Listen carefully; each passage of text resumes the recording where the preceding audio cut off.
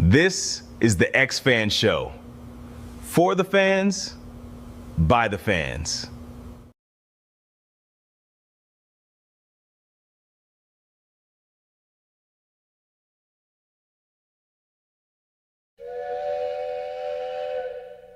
Welcome to the A-Train Show, the show where you can ride with A-Train, dropping the facts you know. Latest in sports and entertainment. Word up, we running the pavement. Get your pens ready, got the hot takes that'll make the headlines sweaty. Welcome to the A-Train Show, the show where you can take a ride with the A-Train, talking the latest in sports and entertainment. Yeah, it's the A-Train. Peace.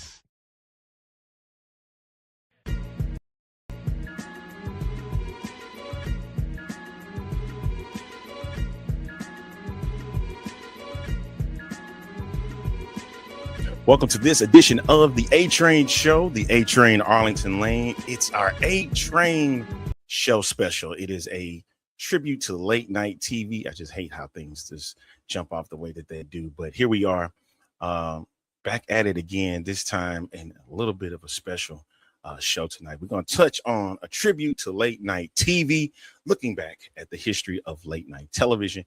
Joining me on the program today to touch a bit on this subject is the co-host of the I Only Listen to 90s Music podcast.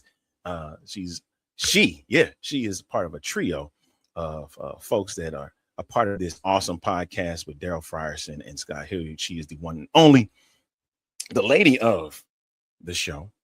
Stacey Adamz is joining me right now. Stacey, good evening to you today. How you doing?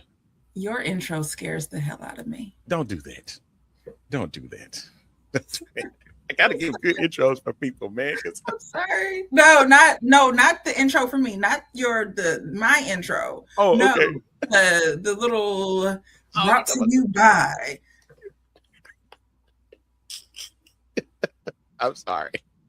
Look, a shout out to Jason Spurgeon, who is my co-host with the X Fan Show, and he put that together, and I was kind of shocked. I'm telling you, I was shocked myself when he put it together.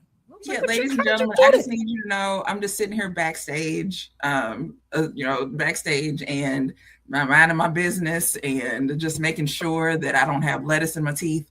And then all of a sudden, he appears and it's.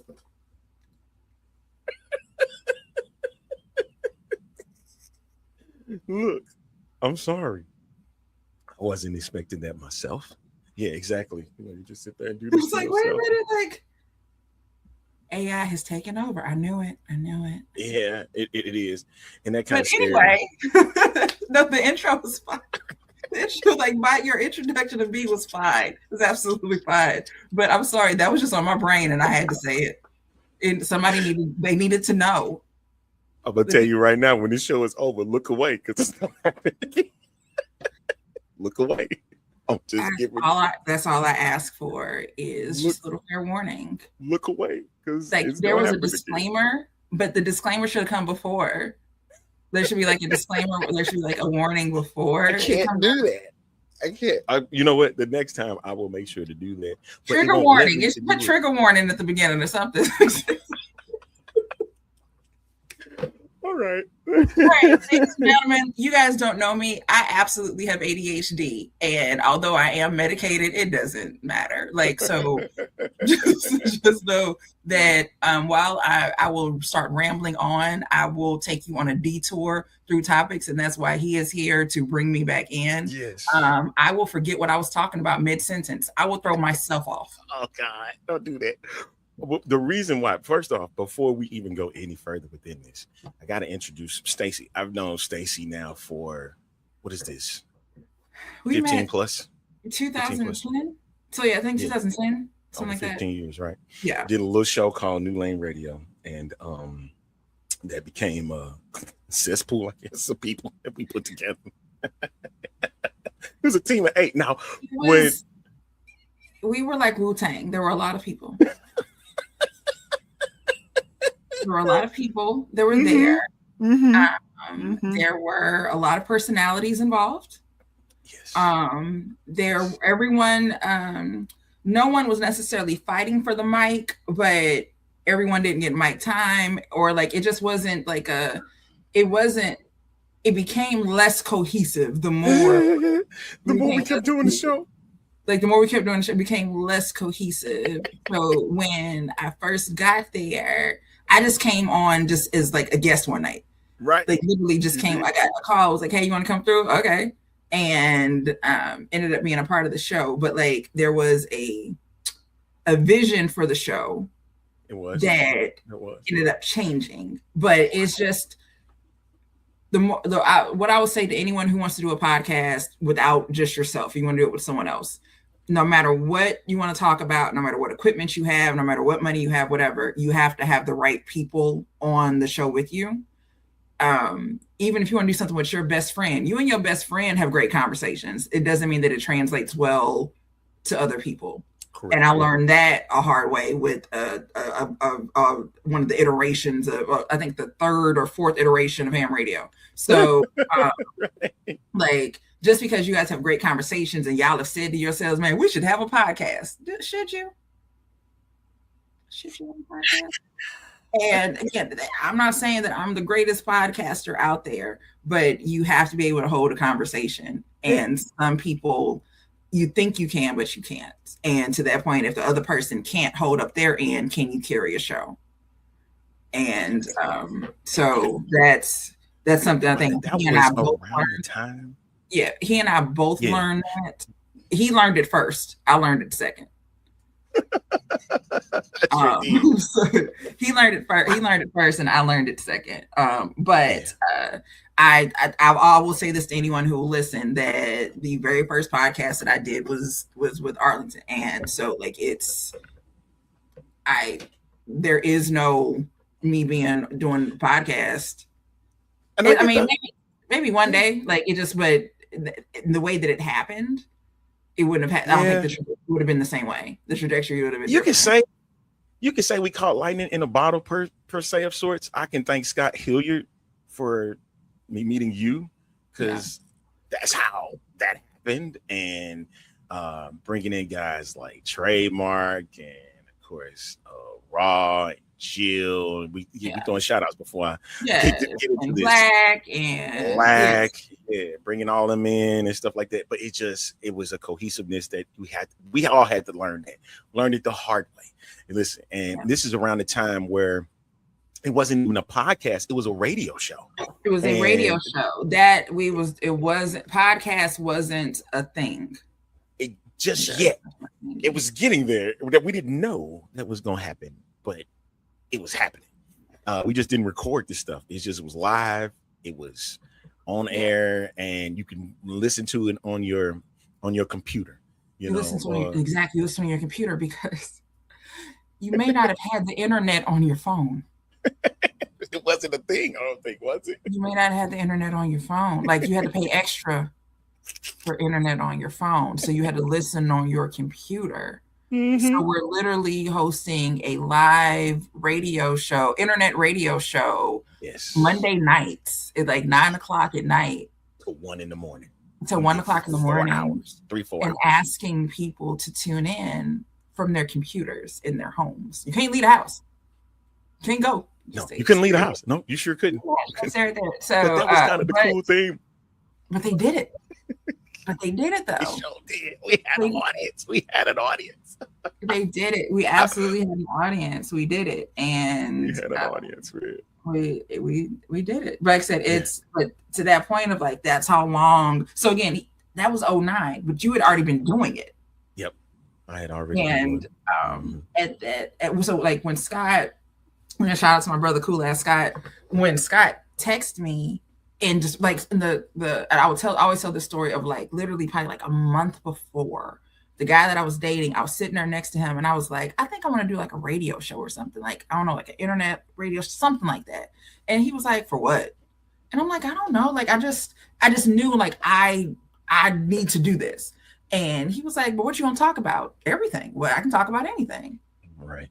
Like I can talk about anything. And he's like, I don't know. And then so the night of the broadcast, we like literally got into it that night, because he felt a way about me doing it, felt like I was trying to steal. It was a whole shit show. Wow. And then years later, he would ask me to co-host his podcast. But you know, I wasn't funny. I had nothing to talk about. But it was like I said, with learning at that time again, we were working with bare bones shit. Like, well, this shit wasn't there, and just figuring it out. And then again, who do you got all these people, these great personalities that are around you. How do you make it work? Yeah. And then figuring out, and then eventually having to figure out what's everybody's strength. Like, what can this person talk about? What can this person not talk about? What can we absolutely not ask this person about? And you're doing this on the fly too, so that's what's even more. You're doing it on the fly. Eventually, like, you figure it out, but right. And then everybody wants to come on your show. Everybody wants to be a guest, and again, viewers. There's nothing wrong with asking to be a guest on a podcast. Nothing wrong with that at all. There's someone who we recently just got a pitch for someone to come on. But what he sent and everything he said about himself and why he wanted to come on the show and blah, blah, blah, and what he wanted to talk about, it was like, okay, well, I'm listening. Some people just be like, y'all need to have me on the show. Okay, what's going on? What's up? Why? We got to know what's going on. Exactly. But when I ask why, then you get offended. I'm asking you why. Like, why do you want to come on the show? Like, what's going on? What's going on? What's going on? I mean, y'all just need to have me on there. Yeah, you're gonna have me looking like finesse 2 times in a minute. So you want to come on and you want to talk. What do you want to talk about? Whatever y'all want to talk about. You're not helping the cause, boy. I'm telling you. Just not helping. I don't know what to. At this point, you're like, you know what? We'll think about it. And we'll get back to you. And this is not to say, like I said, I had my best friend on about a month or so ago. And I just had her on because I wanted to talk about, because I always bring her up. Again, it's a show about the 90s music. So every story I tell about the 90s, I'm mentioning her. So every story is like, and it's to the point of like, we have to get her on the show because for her, to verify all of these stories. Right. And so essentially I brought on, like, all right, she doesn't do any of this. Like, she was sitting home, was like, all right, I guess I'll go ahead and log in. So, and we just kind of reminisced and just shot the shit. So you can have those shows, but I can't base our whole editorial content calendar around that. Imagine you thinking about the 17 years and stuff like that. You know that it's always a constant. And why would you count the years? That's what it was, man. It's been 17 years. Come on. Why would you count that? But no, seriously though, why would you count that? I'm a math person, okay? Like, why would you? The math, because guess what? Because somebody's going to ask one day if the math is mathing. And we had to make sure that the math. I gave the year. Let the viewers do the math. I didn't need you to say it out loud. That's just the cavalier disregard for my old age, and I don't like it. You ain't told nobody your age, so you ain't got to either. So just leave it as such. I'm 25. And that's the story we're going to stick with. I have clothing items that I've owned for more than 25 years. I literally have a hat that I've owned since high school. Miss Chancellor, do not do this. Right? You thought I forgot about that too, didn't you? Fine, whatever. Again, I told y'all I had ADHD. So let's go. All right, let's get it. I gave my warning. Warning that I would do this. And you see how he's letting me do it? Control your guest. I have to control my guest. All right, let's get into it right now. We said we're going to do this thing but we had to reminisce. That was the only thing I wanted to make sure. I'll tell y'all my life story. We ain't going to go that far. But we're going to go to this story about late night TV. Because we were a part of a vast majority of late night TV. I guess you want to say that much. Yeah. Right? But we were there for big moments and stuff that we've seen late night television. So let's get into it a bit on this late night history. All right. Late night television began in 1954 is what we got with the ever popular The Tonight Show.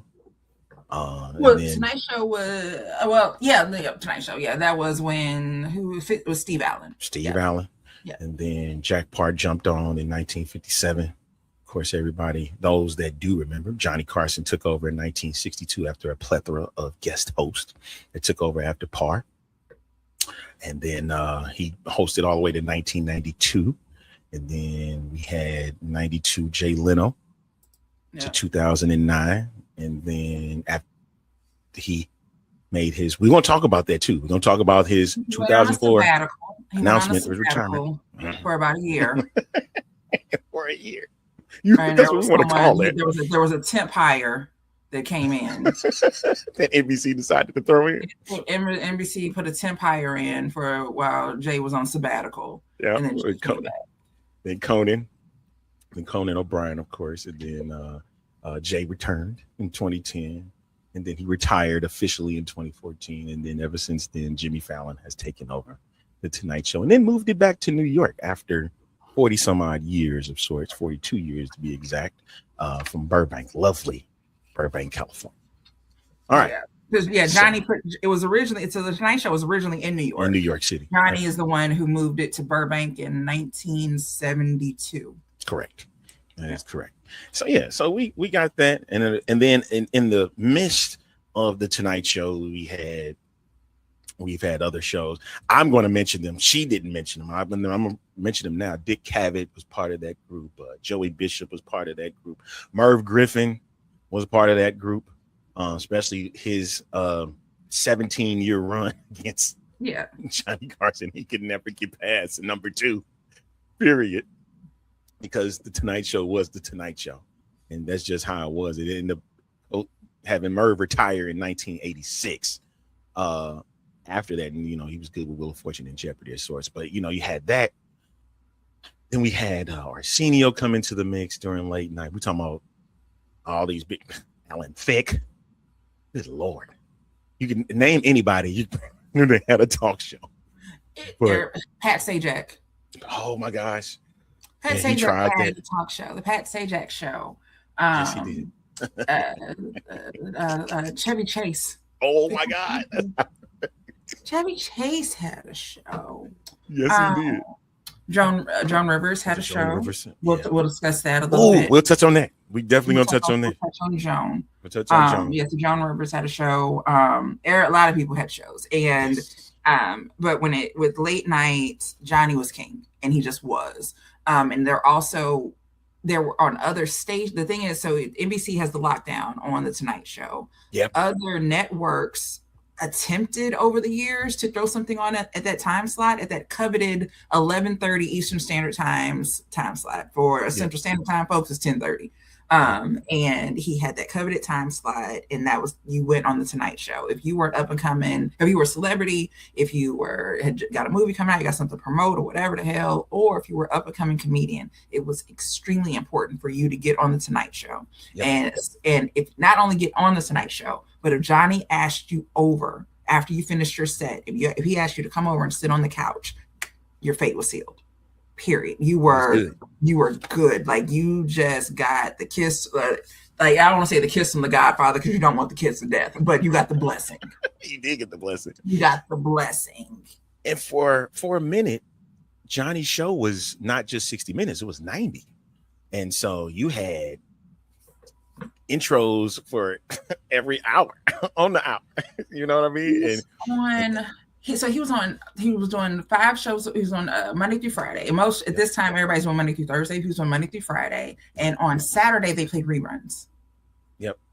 So he was a huge part. So regardless of whatever race you were, this is what late night was. If you wanted to see what a celebrity was doing, then this is what you did. Like, you didn't have, tabloids existed, but no, you watched Johnny, and Johnny knew all of these people, and he had all of these relationships with these people because he's been doing it for so long. There are people that he hadn't met on the comedy circuit when he was doing stand-up, and this is where you have to fucking go. Exactly. I don't even know today, like in today's world, where do you have to go? Like, you can go on Tonight Show. The Tonight Show as a brand still exists. But like, what's that? Once you've gone on this thing, he was on this show. oh, bruh, like, and to that point, there's so many outlets now for that to happen. Like, who's to say? Like, again, that was the standard of you Right. Night Show. That's it. You're a comedian, Tonight Show. Yep. Now, if you're a comedian, the Tonight Show may not get you what you just need YouTube views. Yep. Exactly. Like, so it's but again, so what makes all of this to say, what makes it so important is that there were only so many outlets out there for this type of entertainment, and this was the standard for it. And for years and years and years, it was the only thing that was out there. Right. There was no competition whatsoever. And so you had the shows that came on, and we'll talk about in a little bit of the shows that came on afterwards, or like that would come on after Tonight Show. But Johnny got to select what those shows would be. Right. Which again, this is like, it's late night is a boys' club. It's always been a boys' club. Exactly. And almost an old boys' club, but not so much. But it's definitely a who you know and who you and the relationships you have with those people type of thing. There is, to be an outsider and try to come in is very difficult. And be like, to get in and fit in is like as well. Again, that's over, because hell, now we have several shows out there, but hell, in the 80s, 90s, you just only had two. And at the 11:30 slot, you only had those two, and then you had after that. Yeah, I'm trying to think, because everybody was trying to compete with Johnny, and that's that was it. So every show competed with Johnny. So Johnny's on NBC at 11:30. Yep. Eventually, on CBS, because CBS tried to do something with they tried. It was on. Merv was syndicated for 14 years, but he had that 3-year run with CBS against Carson, and something about the guests that he had was just not fitting well with censors and stuff like that. And so that happens too. And so, to that point of with Johnny having creative control, if you will, over what show comes on after his, right? Yeah. Because he's going to be the lead-in for that show, which is insane that that it would have say so over that. But you're trying to keep that same audience, because these are the people. So these people just watch the news. Yep. Watch the news. The news is the lead-in for the Tonight Show. Tonight Show is the lead-in for whatever happens next. Usually it might be like the late night movie of the week or something like that. But if you're lucky, it's a show. It's actually another TV show or another talk show, and Johnny gets to pick who's going to do that. And it was, now my mind is going blank. I'm thinking about the Tomorrow Show with Tom Schneider. Yeah, that's on. That's NBC. That is NBC. I'm right. Yeah, same as NBC. Yeah. So that is NBC. So the Tomorrow Show, which came on at 12:30 a.m. because it's the next day. Tomorrow Show. That was on for years and years and years and years, and then eventually it went away. But like I said, we'll dig into all of that, because it's like I said, there was Steve Allen, there was Jack Parr, and to that point, a lot of Steve Allen was definitely responsible for a lot of the way that things happen in late night television today. Yeah. And especially even with some of the way that Dave did his show, the stupid pet tricks and stuff like that, that came from that era. That wasn't Dave. Of course, Dave didn't come up with stupid pet tricks, but the idea of doing something like that on a show was something that came from the 50s, from that earlier era, and then being able to watch that. Yeah, exactly. And we get to Carson's 30 years of the 30-year run and stuff like that. Then we get to the end of Johnny's run in 1992. At the time, go ahead. You said. I was going to say, I'm like, can I bring up 1986 and Joan? Absolutely, we sure can. Let's bring up Joan and Fox, because it's a big part of the Carson era. So, all right. And this still happens to this day. Well, some do. But if someone is out, it has to go out on, hiatus or vacation, rather than taking the show off of the air, they'll just have a guest host come in. Kimmel does this now. Everybody else just goes on vacation. Everybody's like, nah, ain't nobody doing they play reruns. They just play reruns of the show. Play some reruns. I ain't been anybody else sitting up in this house and doing my stuff. So, Joan, so he would have different celebrities would come by and be guest hosts. So Burt Reynolds, all different people would come by. Joan Rivers had been on the show numerous times, had come on to do comedy, had been a guest host, and she actually ended up becoming the permanent guest host from 83 to 86. Yep. Okay. All right. So they're friends. They're all good. She loves this man. She feels like she damn near owes her career. Not, she owes her career to him, but, Joan Rivers, she made herself. But, the opportunities that he gave her, she loves him. She adores him. She gets the offer to have her own show. Now, again, everyone at that time, a lot of comedians, their goal was to get the Tonight Show.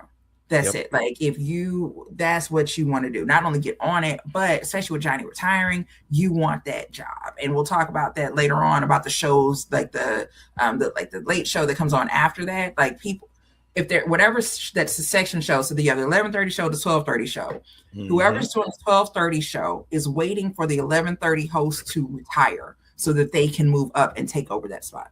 Correct. And that's just what it is. It is like, it's proven. And usually the agreement is, so when that 11:30 shows who 12:30 was going to be. And the agreement usually in the contract, or it's been stated, is that when 11:30 retires, 12:30 is going to be the one to take over. Exactly. They're going to take over that spot, and then they get to pick who's going to come on after them. That's just the way that it is. So anyway, it's 1986. So Johnny's not close to retiring yet, and Joan gets an offer from Fox to do her own show up against Johnny's time slot. So again, this is a big thing. This is a whole problem of like going up against Johnny. You don't go up against Johnny. Joan doesn't disclose the negotiations, right? The reason she doesn't do that is because the deal's not done. We're trying to figure it out. As Dr. Dre will tell you, what Tyrese did, you don't talk about the deal too soon. You don't talk about the deal until some stuff has been signed, because you can fuck it all up. So she kept her mouth shut. When the deal is done and they're about to announce the deal, and she knows that this is what we're going to do, she's like, all right. She says she made 4 phone calls. First person she calls is Johnny Carson to tell him, so Fox offered me a show. I've accepted the deal. This is what's going to happen, blah, blah, blah, blah. She calls Johnny Carson. Johnny hangs the fuck up on her. No. She was like, okay, got disconnected. Call him. Yeah, wait, I'm sorry, rotary phone. Get him back on phone. Johnny, sir, it's Joan. We got disconnected. Hello? Click. Click. He hung up on her again. From that day forward, he never spoke to her again. So never spoke to her again. Never spoke to her again. The story goes with that is that the news got leaked to Johnny. Johnny found out about it, and then which led to the clicks on Joan Rivers. He found out about the deal, and he felt betrayed by what Joan did. Joan looked at it as, I couldn't say anything until the deal was done. And I did not want to say anything to you because she was going to get a blessing from Johnny to say, hey, I'm going to do a late night show and I'm going to do it against you. But I want your blessing, because that's what they would do when anybody had a show. Anybody that had a new show or a talk show that was going after Johnny, he would go on there. They would go on the show. Godfather to get your blessing. You have to go and kiss the ring at this point. But because it was already leaked, it was too late. The damage was already done. And because of that, I hated that right after that pretty much happened, within a year, her husband had committed suicide. Yeah. So so she starts doing the show. Like she's devastated, right? She's absolutely freaking She's devastated because this is her mentor, someone that she absolutely looks up to. It's like literally you call your dad to be like, Dad, I got into college. And he's like, Yeah. and so it affected her. And like if you watch old interviews or anything, every time that she talked about it, you could see the pain in her face. Or there were times that she'd be like, I can't talk. Like, even though I haven't talked to him, it's just, you know, blah. And there's an Entertainment Tonight interview where she said, I called him twice. I haven't received a return phone call. So again, he never spoke to her again. As a result, she was banned from the Tonight Show. She never was on the Tonight Show again. Years later, Jay Leno takes over the Tonight Show, and we'll get to that in a minute. And Jay Leno doesn't allow her on the show either, because he doesn't feel like it'd be right, you know, because out of respect for Johnny. Out of respect for Johnny, you know. It just wouldn't be okay. I don't think it'd be all right for me to do that. So she did not go back on the show until Fallon's first show. Well, Fallon's first show. I was trying to think of when the day that was. So that February 17th, 2014. Oh my God, so 20. Yeah, that's right. Like 2014, when Fallon took over, that's the first time that she was back on the show. That got lifted.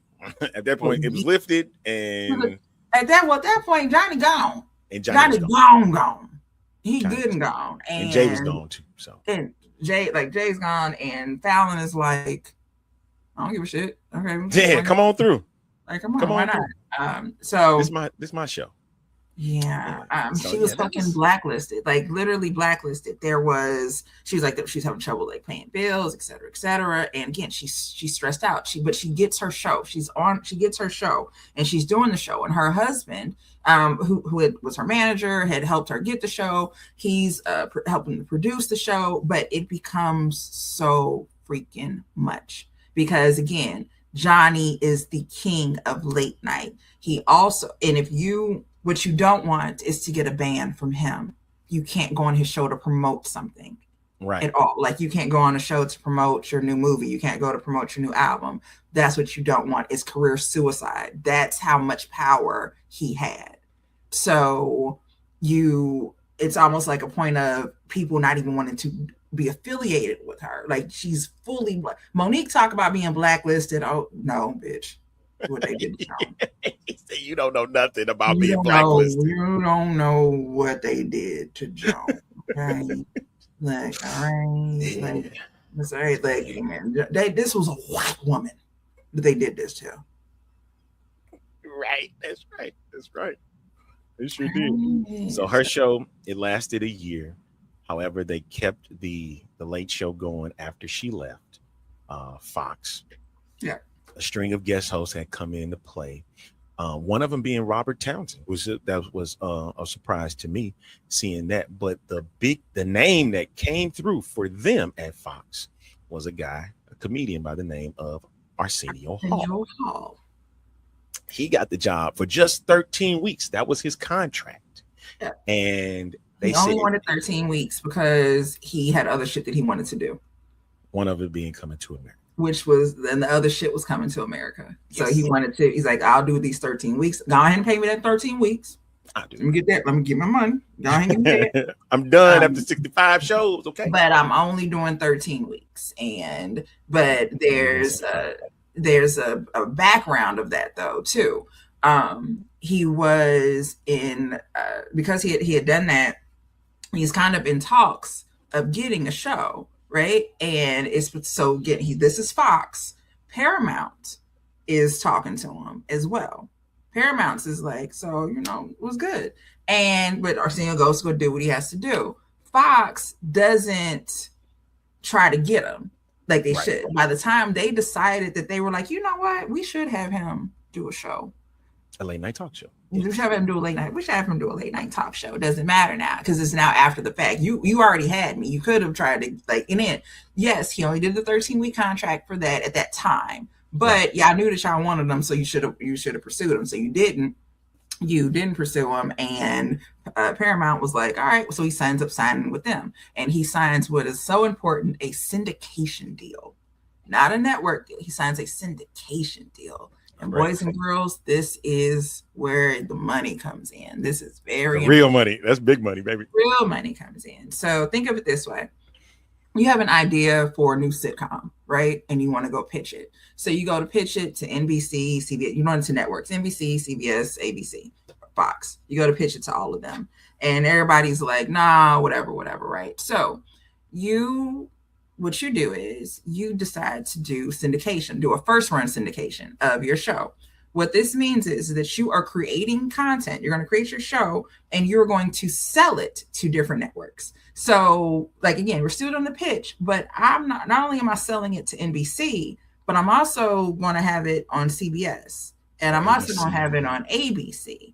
So I'm not just in one spot. So growing up for me, watching Wheel of Fortune comes on Channel 5 in St. Louis. Comes on Channel 5. Wheel of Fortune comes on Channel 5. Oprah came on Channel 5. In other cities, Oprah didn't. So Channel 5 is NBC. In other cities, Wheel of Fortune and Oprah didn't come on NBC. Now, it's not every city, but there are some cities that didn't come on NBC. So when someone tells me that, we used to watch her on ABC all the time. Who? Oprah come on Channel 5. Exactly. That's how we learned what syndication was. This is how you learn, and this is how you learn what syndication is. Well, really, that's how I learned that part of syndication. Right. This other set part of syndication is the rerun part of the second run syndication is when I finally understood that Mama's Family was not coming on new every night. I thought it was. Yes. Or WKRP in Cincinnati. I didn't know. I'm a kid watching Channel 11 at night in St. Louis and WKRP in Cincinnati is on. I don't know that it went off the air in 1970, whatever the hell it was. I think this is brand new. Yes. I think this is absolutely brand new. But anyway, well, go ahead. If it don't help you out, take Family Feud, for instance. Family Feud with Steve Harvey right now is a perfect example. It's a syndicated show. However, you was like, well, I see him on Channel 30 all the time in St. Louis. Yes, there's the reason for that. Celebrity Family Feud is considered a network show. And because of that, it's on ABC in prime time. Now, with that being said, Family Feud is a syndicated show. So you're going to see it wherever there is a station. That could be Fox, CBS, ABC, NBC, CW, My Network TV. They are there. If they can sell it to that station, they will put it on that station. And they take it, they'll be on that station. That's where you find those that's considered syndication right there. And so Arsenio has a syndicated deal. And at this point, he jumps off the day after, 2 days after the new year starts on January 3rd, 1989, with Brooke Shields and Luther Vandross. And I forget who this other special guest was, but those are his premier guests. And when we talk about Fox, they missed out on him. They wait until a couple years or so with Wilton North and Chevy Chase in 1993. 1993 was the last time they did late night television. 1993 is a very big year in late night talk show history. Just a whole big thing. So we're gonna. Like I said, I mentioned Arsenio we mentioned Arsenio because he's the one who took over Jones' show. Like they didn't kill it, but it didn't. We also know that Arsenio is no longer on the air. But we're gonna get back to Johnny and how we get to 1993. All right, so let's go back to Johnny and the Tonight Show. 1991, he announces that he's going to retire in 1992. That means that Tonight Show seat is now available. Right. So that means there are some candidates that is going after that job. Mm-hmm. And two came to mind, which were both guest hosts of the Tonight Show. Both happened to be comedians and were frequent guests on his show. One being, and they were both comedy writers of one Jimmy Walker. And ain't that crazy? So crazy. Like Jimmy. So, and we'll talk about who he was the best man at somebody's wedding in a second. But that's nuts. But they were both comedy writers of Jimmy Walker, of Good Times. And that's Jay Leno and David Letterman. Now, my good friend Dave. I'm gonna go to Dave first. The reason why I want to go to Dave first, because Dave had already started doing a talk show. He got a talk show back in 1980, daytime show, 90 minutes, mind you, on NBC. He drove them folks crazy. Drove this, but they told him, yo, you need a talk show. You deserve a talk show, right? Did 90 minutes. When Stacey mentioned Stupid Pet Tricks found its way there on that show, the David Letterman show, which lasted, 9 months? A total of 9 months. It wasn't long at all. So here's the thing about David Letterman. If for those that don't know, Dave, there was a YouTube comment that I saw the other day that said Dave brought sarcasm and smart assiness to late night. And I said, that's the best way to describe him. So with Johnny, Johnny had a great sense of humor. He's funny, etc., and laughing and joke. But Dave is the kind of guy to sit back and find the ridiculousness of this situation, right? Of the true comedy, like not the comedy on the top. Like, nah, what's the crazy part of all of this shit that we're here and we're looking at? And so that sarcasm, that cynicism, that like all of that, that's who he is, and that's what he brings to the table. So for a daytime, and we've all seen daytime television. You've watched the Today Show. You've seen those fluffy segments that they do. There's no hard-hitting stuff until later on in the evening. Prime time, like the daytime is fluffy, and Dave is not fluffy at all. He's not fluffy. Dave is not fluffy. So you have this guy who thinks that the shit is like funny as hell, and like the stay-at-home moms are watching this and are like, the housewives are like, what is this? What in the hell is this? No, I wanted to get a new recipe today. So Dave didn't last long there, but it was, again, a great, like he was doing, there was a TV station, he was doing the weather. And so to that point, he had broadcast experience. So that's important as well, is that Dave had broadcast experience. He had comedic experience, but also broadcast experience. Leno did not. Leno just had experience as a comedian. Now, there's nothing wrong with it, right? It doesn't mean that you, just because you didn't do it before, doesn't mean you can do it now. But that it's important because, again, Dave already hosted a show. Also, so after the Tonight Show went off, the Tomorrow Show came on, right? Yes. Tomorrow Show was on. Eventually, with the Tomorrow Show, Tom Schneider, who's a very serious man, and just the way that he's able to do was able to do long form interviews is just it's something to be modeled after Dave. Kind of reminds me like with what Charlie Rose does today. But the landscape starts changing. He's doing these late night interviews, and he said there was some guest that was on. Something was on fire, and he's like, "What the hell are we doing?" So Tom Schneider's like, "Yeah, I think I'm gonna bow out. This is getting a little too young for me. I'm old. I'm good. No, thank you." And so no more Tom Schneider, and it's fine, whatever. So what they do is they change it to the late show. Oh, sorry, or late night. Late night. So, and I'm going to confuse late show and late night for the rest of the time that we're here. Get over it. I understand. I understand why. I'm just telling the audience, and there's a reason why I confused the two, and we'll get to that in a minute. But so they decide to do late night, and Johnny gets to choose who gets that show, right? So it was during Johnny's 1980 contract renewal. That's when he got the power to choose what show went on after him. So the show that goes on after him now is going to be late night, and he chooses David Letterman to host. Awesome. As the person who is now in that 12:30 slot, and Johnny is in an 11:30 slot, and Johnny is now going to retire. As we talked about earlier, boys and girls, there's a little callback to it. The person in the 12:30 slot goes to 11:30. That's what's supposed to happen. However, there's a side chick involved. What? And it's Jay Leno. And so now it's the fight. It's the late night wars of the 90s, of the fight to get the Tonight Show. Who gets the Tonight Show? Dave is going off of the relationship that he has with Johnny, his relationship and like what he's done in the industry, talks that he's had with executives, NBCs. Again, he's on NBC already. He's already here. He's been here all this time. So why not me?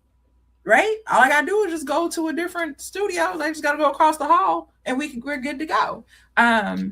Jay, that's different. Well, What was you gonna say that? He would have had to move the show to New York. Either way, they got the Tonight Show. The point. Don't confuse me with geography. Okay.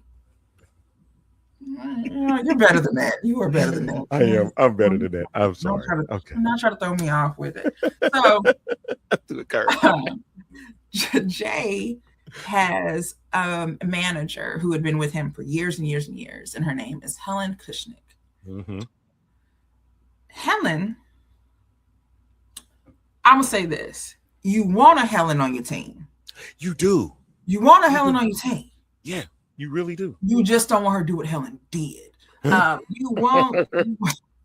You want your manager to fight for you. You want them to be your ride or die. The manager, agent, you want them to be on the phone call. Oh, y'all want to pay her $5,000? She ain't coming out the house for less than $6,000. And that's what you want. You want that type of person on your team. You want them to be able to be the badass in the meetings, right? If you want to keep your composure and be the nice guy, this is the manager that's going to be that dog for you. You want that.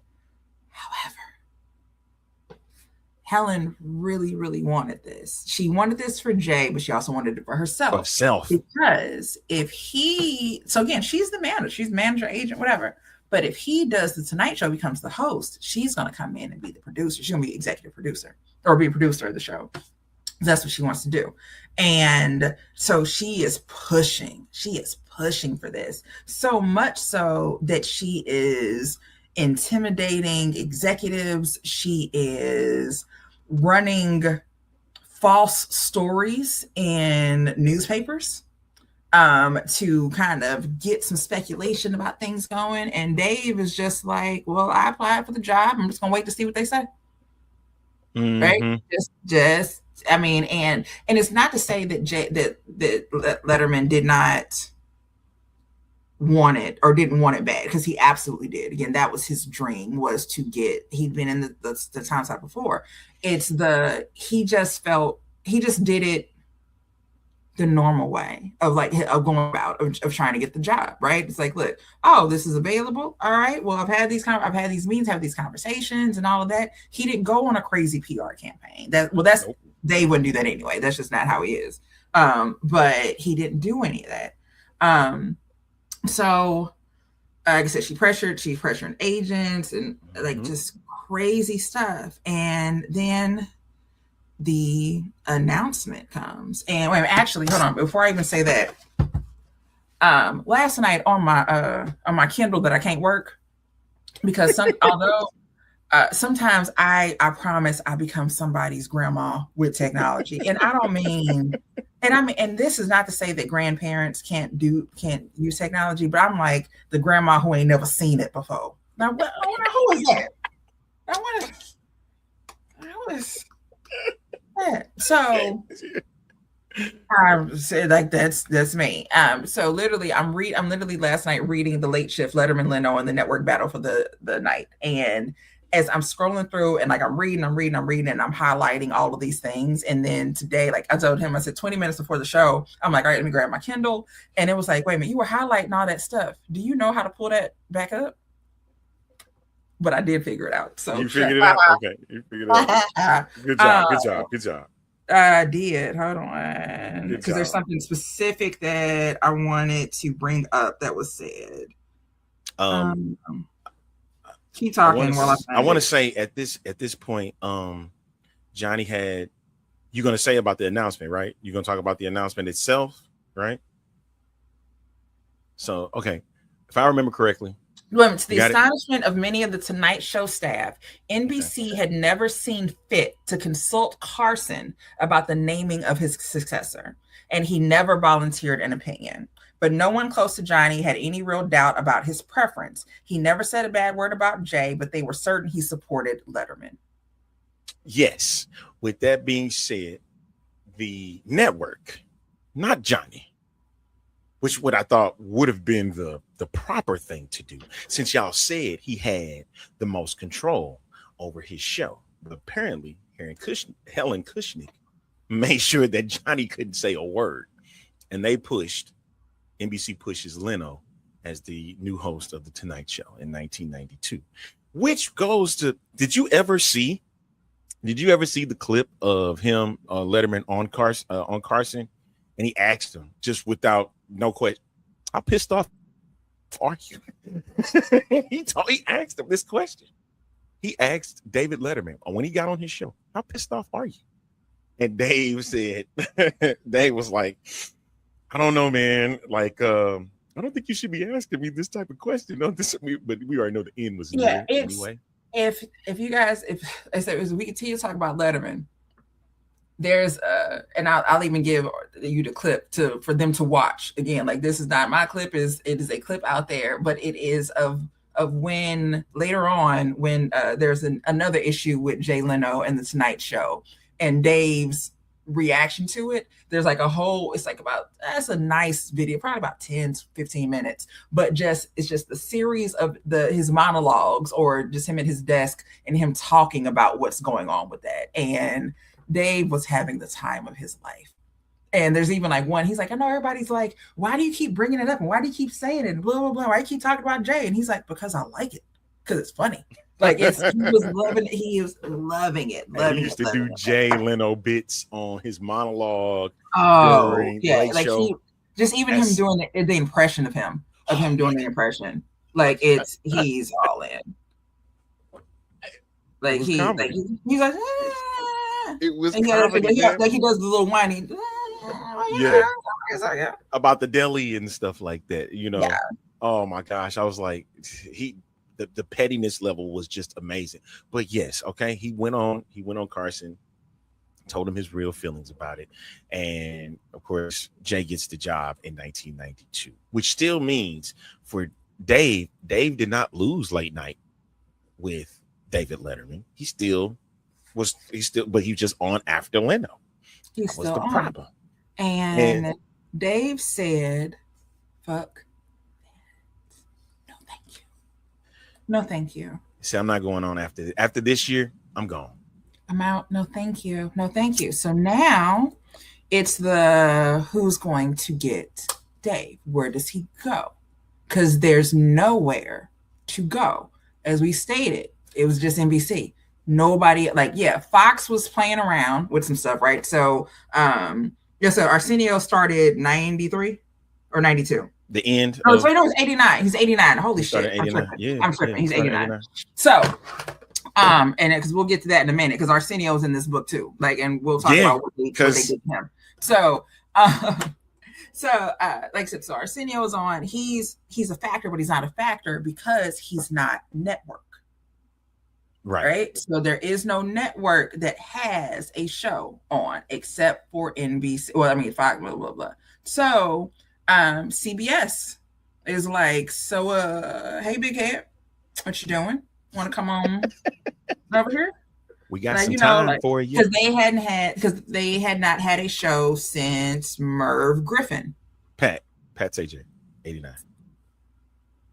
Pat Sajak. On CBS? Yeah, that's where Sajak was. Just for a year.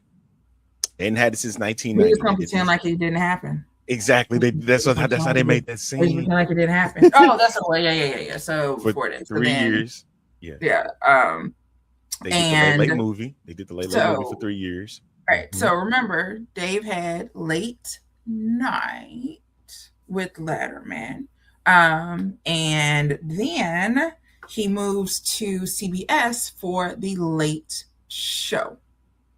And so he starts the Late Show with David Letterman, which started in 1993. And as mentioned, concludes tonight. So this franchise, his company, Worldwide Pants, tonight is the night that this ends.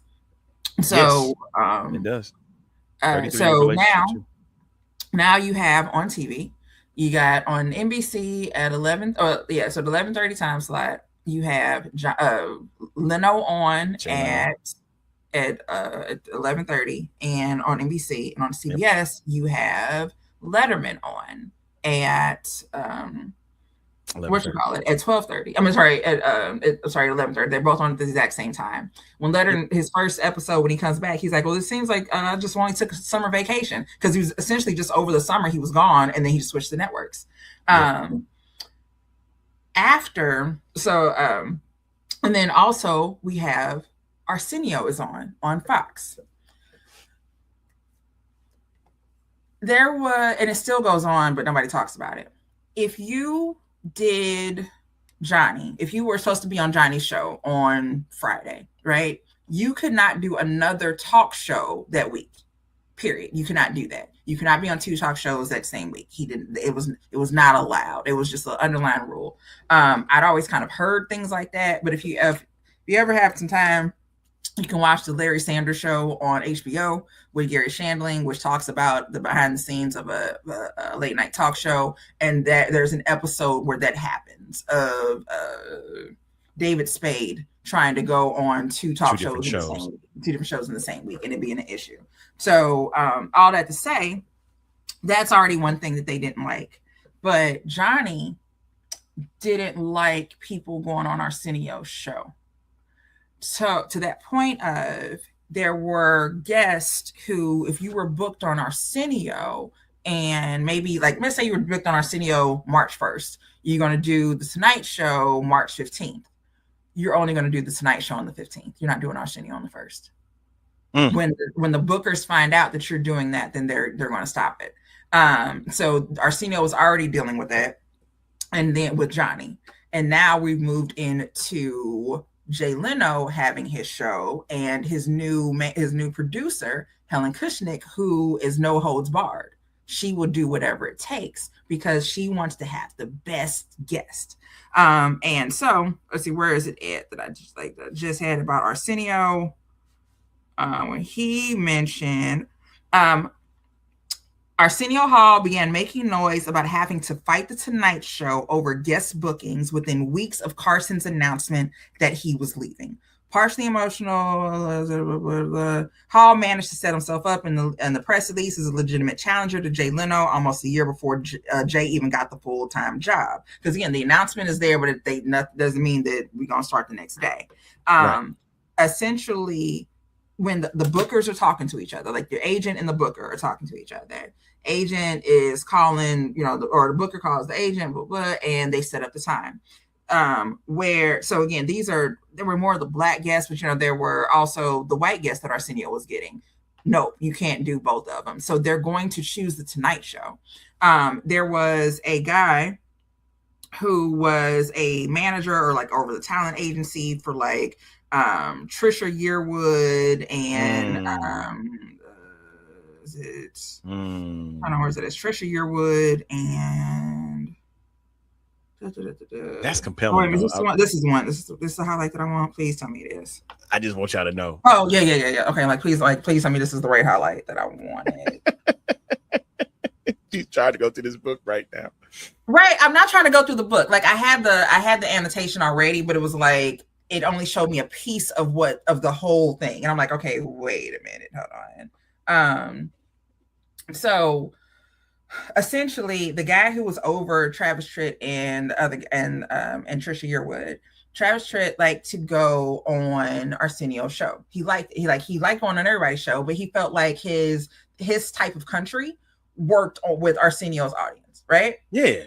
So, what happens is that when it gets around that he's going to have one artist on the show versus being on, or not even versus, both. It was going to be like, okay, we want him on at this day, but maybe we need to reschedule him so that we can put him on at a different day. Once all of that started getting around, then Helen is like, no, we want these people on our show. They can't do Arsenio, and if you make Travis go to Arsenio, then Trisha can't come here. So it's like, all right. So the guy, he's like, all right, guess what? He goes to the newspapers and tells them, like, this is what the fuck's going on with the Tonight Show. I can tell you that now. And then there were other agents who started coming forward and being like, I'm glad somebody said something. Because this woman is over here tripping.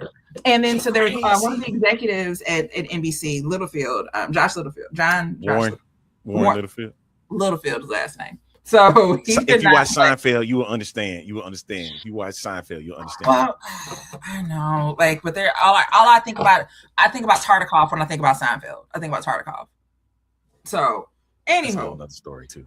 It's a whole other thing. So anyway, that one executive, him and Helen had been getting into it back and forth, going back and back and back and forth. They had been getting into it, and so when he found out about that shit, he's like, okay, we got to fire her. Like, she's got to go. She is harassing staff. Like, she's a whole problem. But Jay Leno doesn't see it. Like, period. Like, everybody is like, dude, your manager, your producer is dog trash. We cannot stand her. And these are the reasons why. And Jay Leno is like, well, we got the ratings, right? We're doing good, right? They were doing good. But at what cost?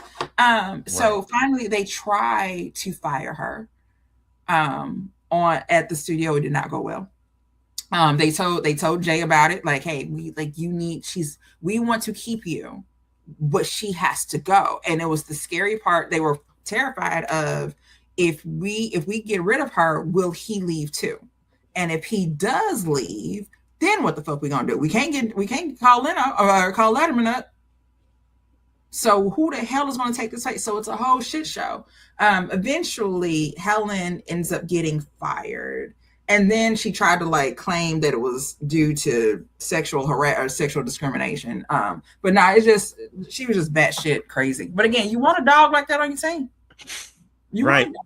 And this was only after 4 months of the job as executive producer of The Tonight Show. 4 months.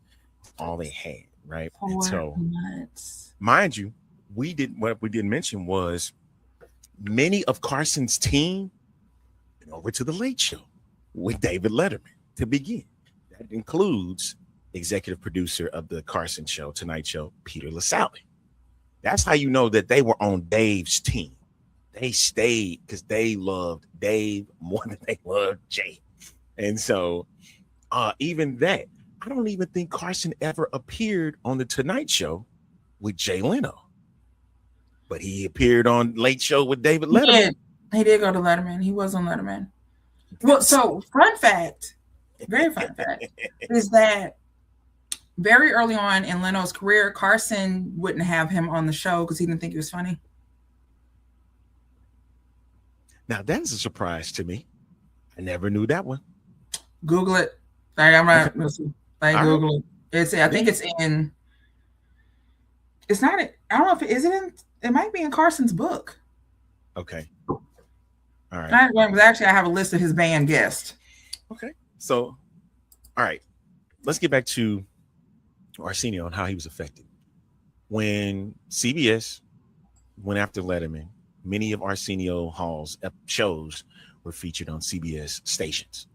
And because they were on CBS stations, that means that if they were moving away from Arsenio, that means you have a network late night show that you can put in with Letterman. And in this case, it hurt Arsenio. It hit Arsenio. So those, again, he's syndicated. He's playing on several different stations, but he was playing most on CBS stations. So now CBS has a network show. They're going to push the network show, not the syndicated one. No. So you have stations across the country that are either no longer playing Arsenio anymore, or they have pushed him further back. So now he's at 12:30 rather than 11:30, or wherever the hell they put him. Right? They may have pushed him 10 o'clock, 1 o'clock, 2 o'clock. So that affects him immediately. Like immediately. So aside from, there are a lot of reasons that Arsenio is no longer on the air, but it can be stated that there was a ratings drop. Yep. Additionally, aside from, again, so it's 1993, aside from him having that ratings drop, from now him going against the Tonight Show and Letterman, and then not even that, but also may not even be on at the same, could be on at the same time as them or not on at the same time as them. depending on what the hell city it is. But also other stations are now like, maybe we should do some late night shit too. Maybe we should do. So Fox tries to read like, okay, fine. We couldn't get Arsenio. Chevy Chase. There it is. Chevy Chase. That's the answer to the question, Chevy Chase? That's the answer to late night television. It's Chevy Chase. Boy, I remember seeing one of the episodes. I'm trying my best not to talk about Magic Johnson. Oh, God. I'm trying my best not to talk about that because that was terrible. But that's a whole nother story. Okay. So they tried Chevy. Right. So you got Chevy Chase, MTV. So again, MTV is out there long, and this is a cable show. Cable station. However, people got cable. Yeah. Muzz got cable. It's 93. Muzz got cable. They launched the Jon Stewart show. So now there's extra stuff that's on at night. Now the Jon Stewart show would catch a younger audience, but that's Arsenio's audience.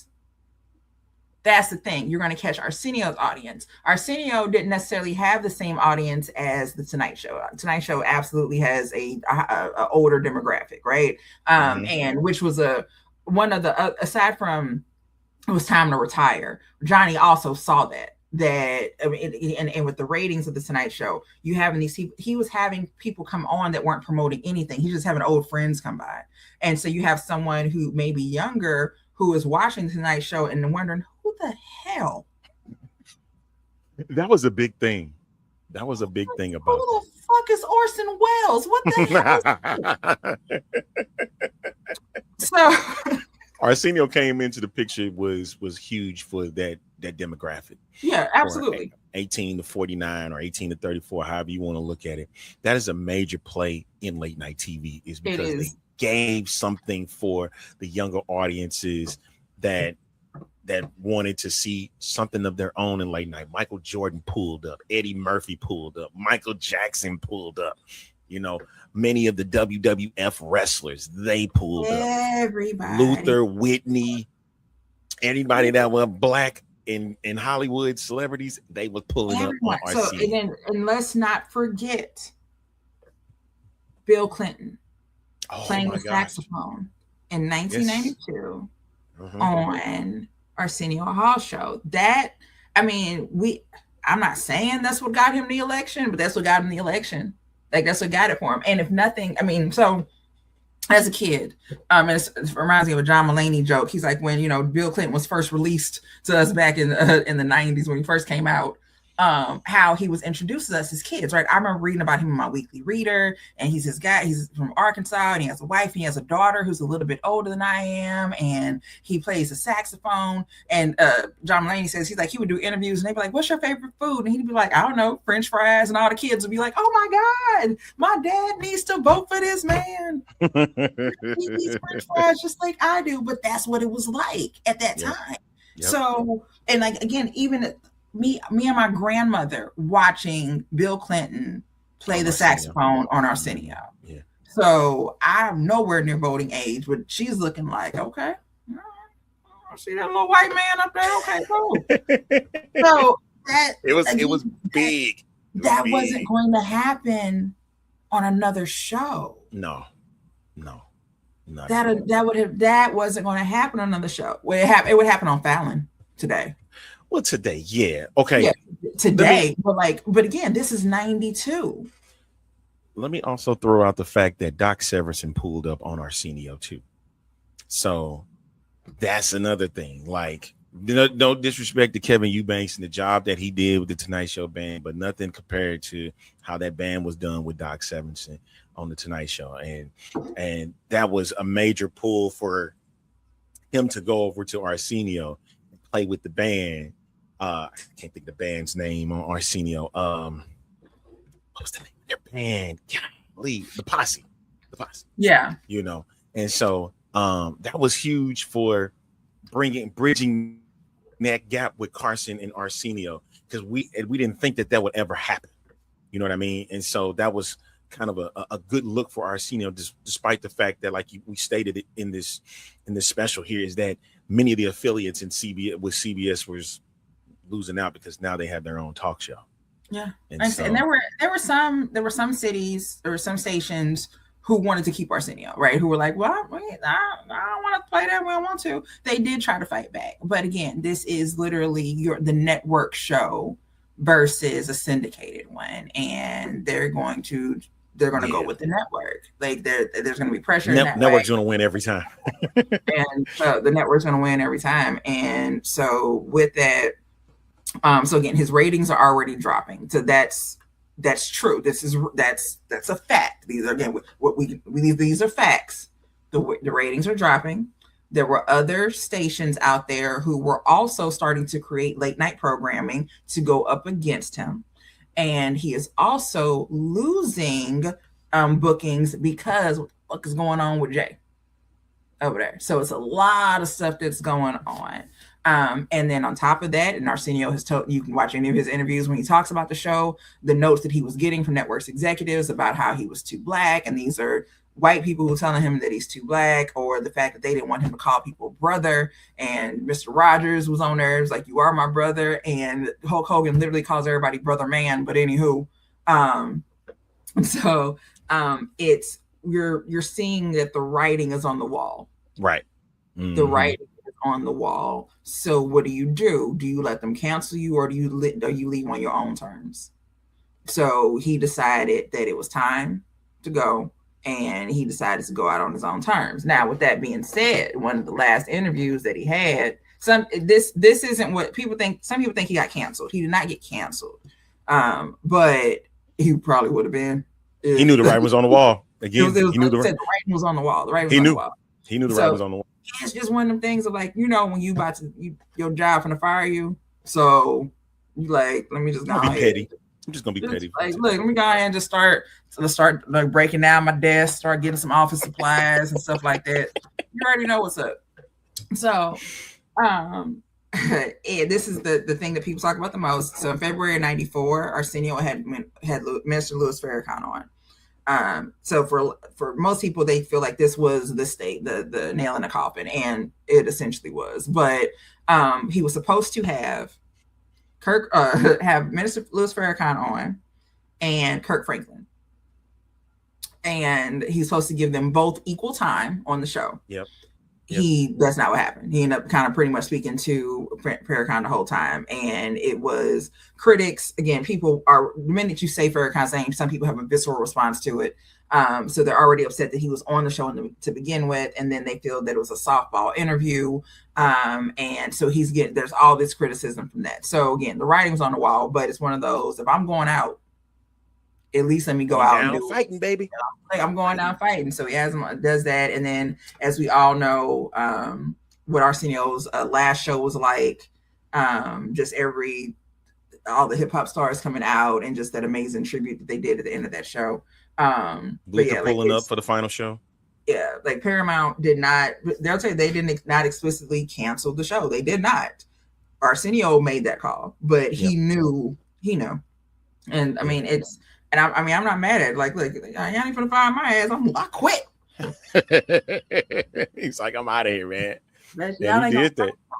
I quit. And he did that, and that's what was even more crazier to realize is that he did go out on his own terms. But that 5-year run that he had was probably, especially it indicated that there is an audience for 18 to 49, and he brought.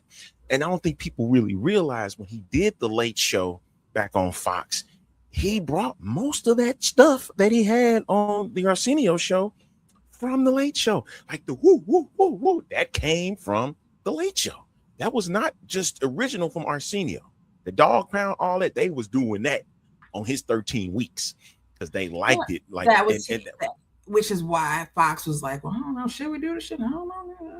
And look, we brought in the ratings, man. Look, like it was probably best. The person we had after that, Ross Schaefer, didn't bring nearly enough to the he had the forefront. Essentially, they considered him having, now that he has broadcast experience compared to Pat Sajak, who, although he was a game show host, being able to, you're asking you're talk. It's totally different than being a talk show. So your game show host, and while you're able to carry that show and be able to, talk to your guests, just ask a question or so, and you're just okay. What's behind door number 2?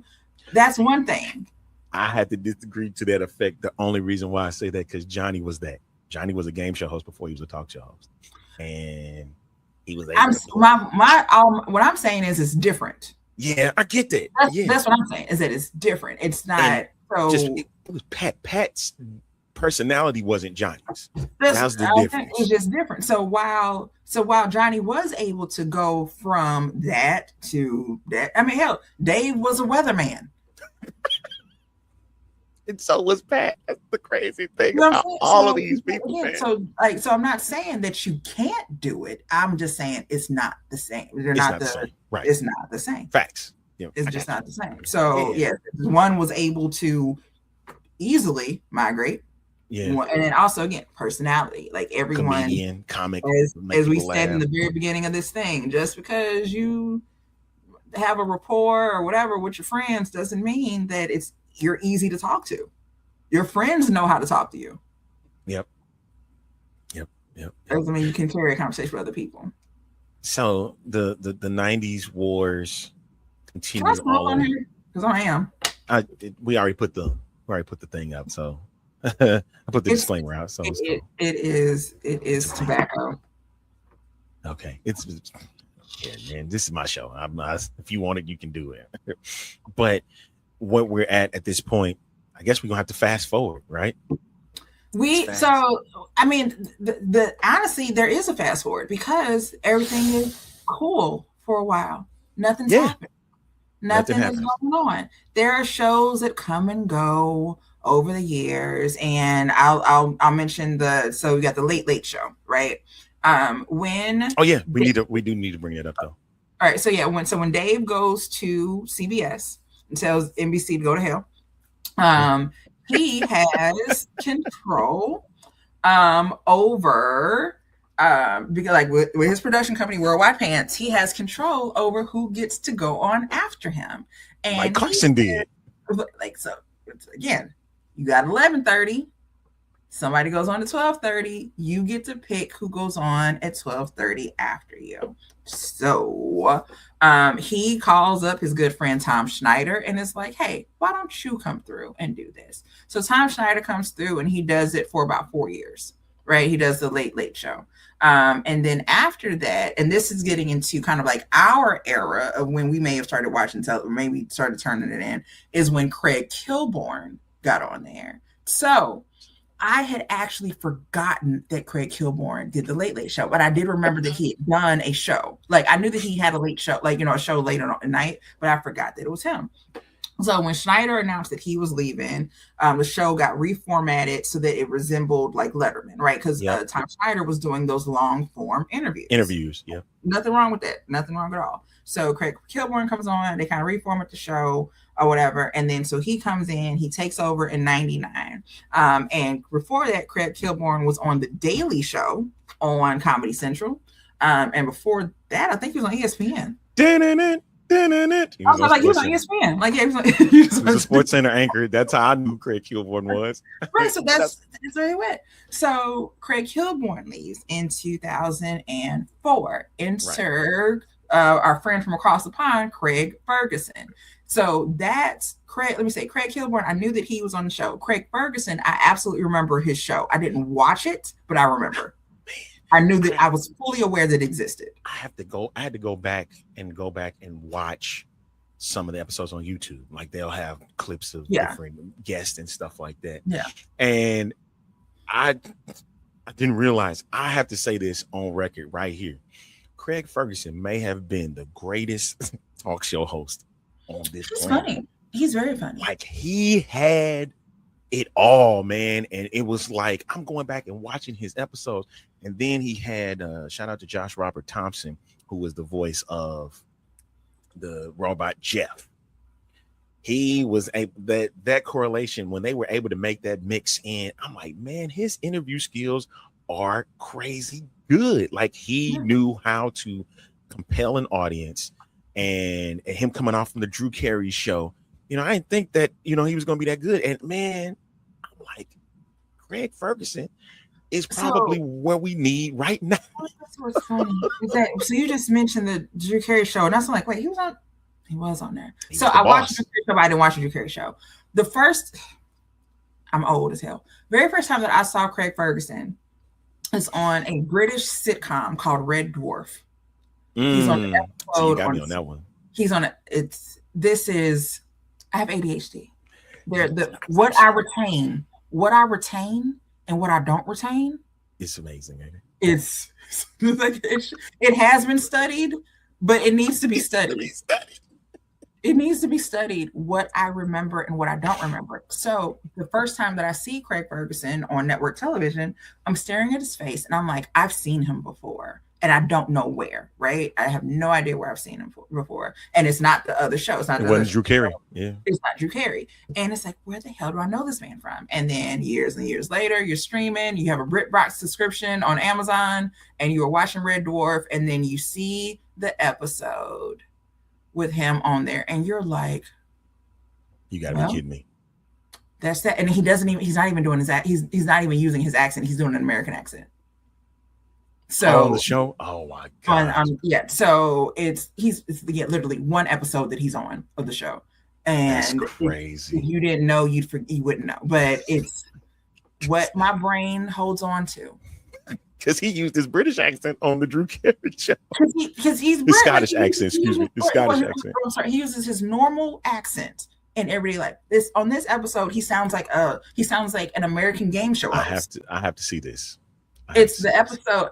Okay, so again, what I remember, the episode is called something in Paranoia. It's something in like this one word in Paranoia, and I can't think of the other word, but something in Paranoia is the name of the episode. There he is. It might be season 1. It might be series 1, episode 4. I'm gonna see maybe it too. If not episode 4, it's episode 5. I'm gonna watch it too.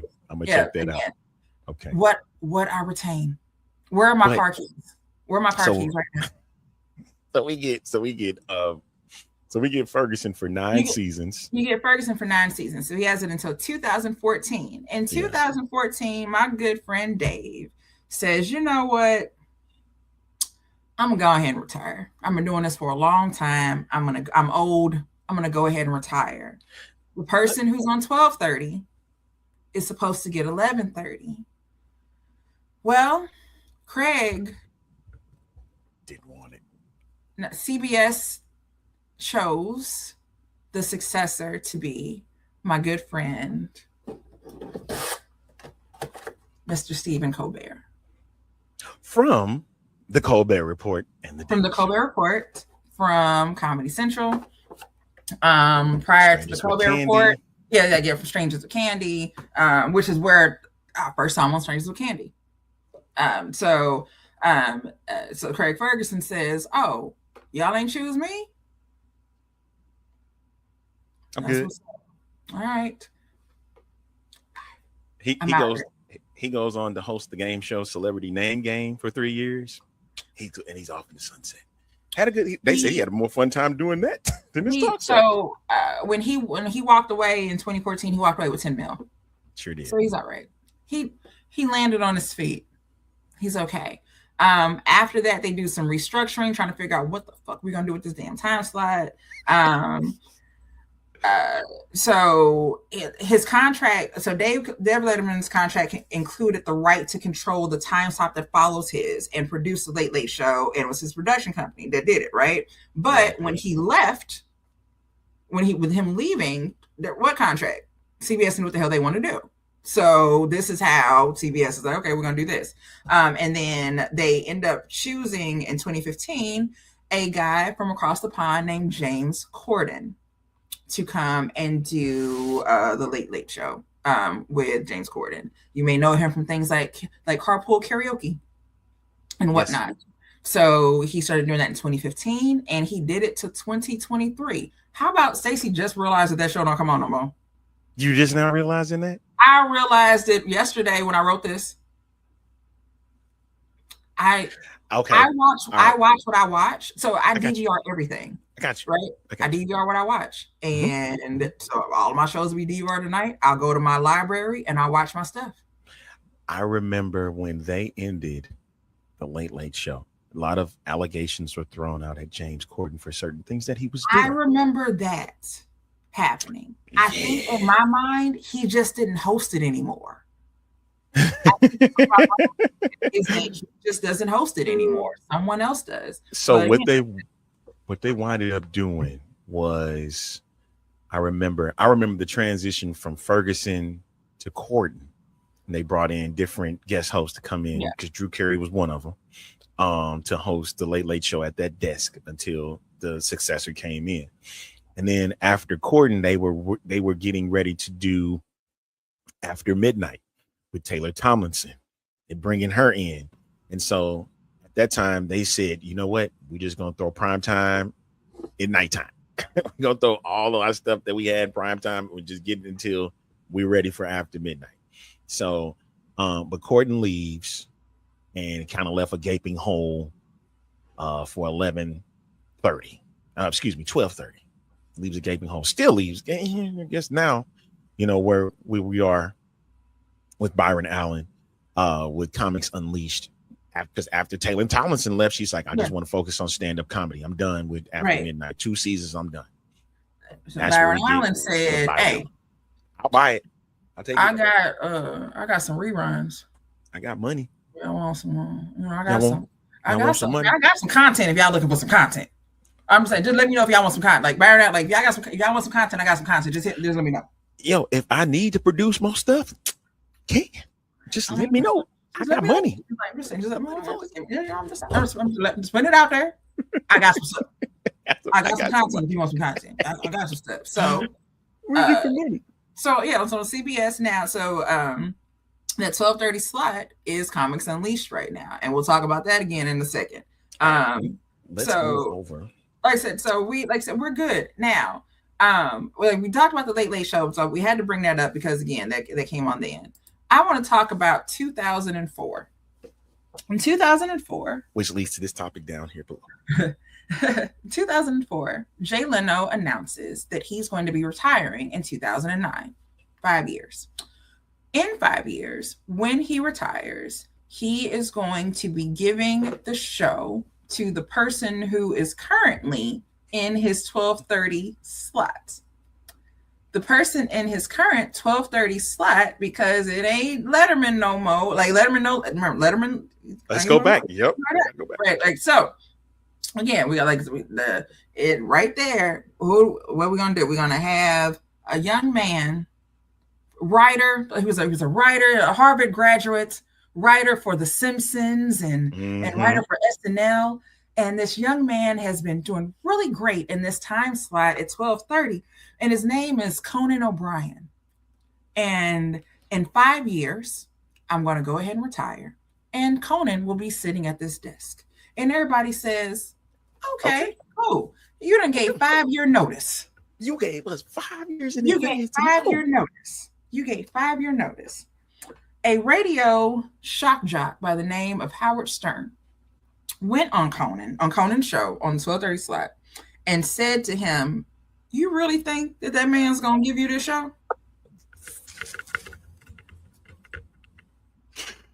I'm not even paraphrasing that. That's what he said. That's what he asked him. He sat there on the chair and asked him, so you really think Jay's going to give you this spot? In 5 years, you're going to... All right, shout out my nigga Gucci if that's what you think it is. But that's not. No, Howard Stern knew. Howard Stern was like, that's not okay. All right, well, we'll see in 5 years. So this is the crazy part. This is the crazy part. 5 years happens. Okay. Wait, before we even do that, we even do that, 04, Conan announces, I'm done with Late Night with Conan O'Brien. I'm done. I'm done with it. Right? No. I take that back. No, I'm sorry. Because I thought Jimmy came in 04. He did not. I'm sorry. I do apologize. He came in 09. I'm sorry. So we getting back to it. Go ahead. Right. I'm sorry. So, 2009 happens. Yes. Right. So 2009 comes, and the transition happens. Okay, now here's something we need to talk about with the Tonight Show and the Tonight Show brand. As again, Tonight Show is the hottest ticket in town, right? For years and years and years, it was, Johnny had it, but even before then, right? It's the hottest ticket in town. This is where you go. The Tonight Show is designed to appeal to mainstream America, right? It is that little that housewife that is in Wisconsin. The Tonight Show needs to appeal to her. It cannot be edgy. She wants to see the guy who's in that movie that she saw that one time. She doesn't know his name, but she knows when she sees him, and she wants to see him because he's going to be on the Tonight Show tonight. She wants to hear music that she's familiar with. You can't be too extreme. And that is the Tonight Show's audience. Make me laugh too. Huh? What'd you say? Make me laugh too. You got to make me laugh. You got to make me laugh. Give me a comedian, give me a skit, something that'll. With that being said, we talked about how Letterman is completely different from that. Letterman is sarcastic. He does not care. Cher called him an asshole on it's the whole thing. He doesn't care. So it's not that he doesn't care, but again, very different audiences. So Conan is a little Letterman-ish, if you will. Conan is kooky. He's weird. He's different. He's this really ridiculously lanky man with crazy red hair. Okay. And so you have this guy. So even though there's been a 5-year warning of this, right? And even though he comes on right after Jay, there's a lot of people who were in Jay's audiences that weren't going to go watch Conan. But Conan had that younger audience. Conan has that college audience, right? He has that, that 18 to 24 demographic. I'll give you 18 to 34. He's got 18 to 34. He's got them. And so moving him to this coveted time slot for mainstream America, these people are looking at this and being like, what the hell is this? What have you done to my rock and roll? What is this? So it's a whole thing. So the ratings are not great. The critics are not it's an adjustment period, right? It's a brand new host with this long-standing franchise. There is an adjustment period. So just like Jay, there was an adjustment period for Jay, a little different, but still Jay was more Carson-like. Jay was ready to go that Carson route. With Conan, who, again, everyone wants to do the Tonight Show. Conan's goal was the Tonight Show. Conan worked to get the Tonight Show. He's on that 12:30 slot because he wants the Tonight Show. He doesn't want to do anything else. He has tunnel vision. That's all he wants to do. So he's in this role, and it's not looking great. NBC. I remember that too. NBC hits up Jay Leno and says, hey, big head, what you doing? We were wondering if you wanted to do a variety show, on the network. You would go on before Conan. You would go on before the news. Would come on, and we think it'd be great. It's with the 10 o'clock, right? 10 o'clock is what it's going to be. Something like 10 that. Eastern. Yeah. Yeah, 10 Eastern. So Jay said, it's to say how David is, sure, you want to go. So Jay goes. Jay takes this 10 o'clock slot. Conan is not doing great, right? But this variety show that they've made for Jay is dog trash. It is poop. It is poop on a stick. It is horrible.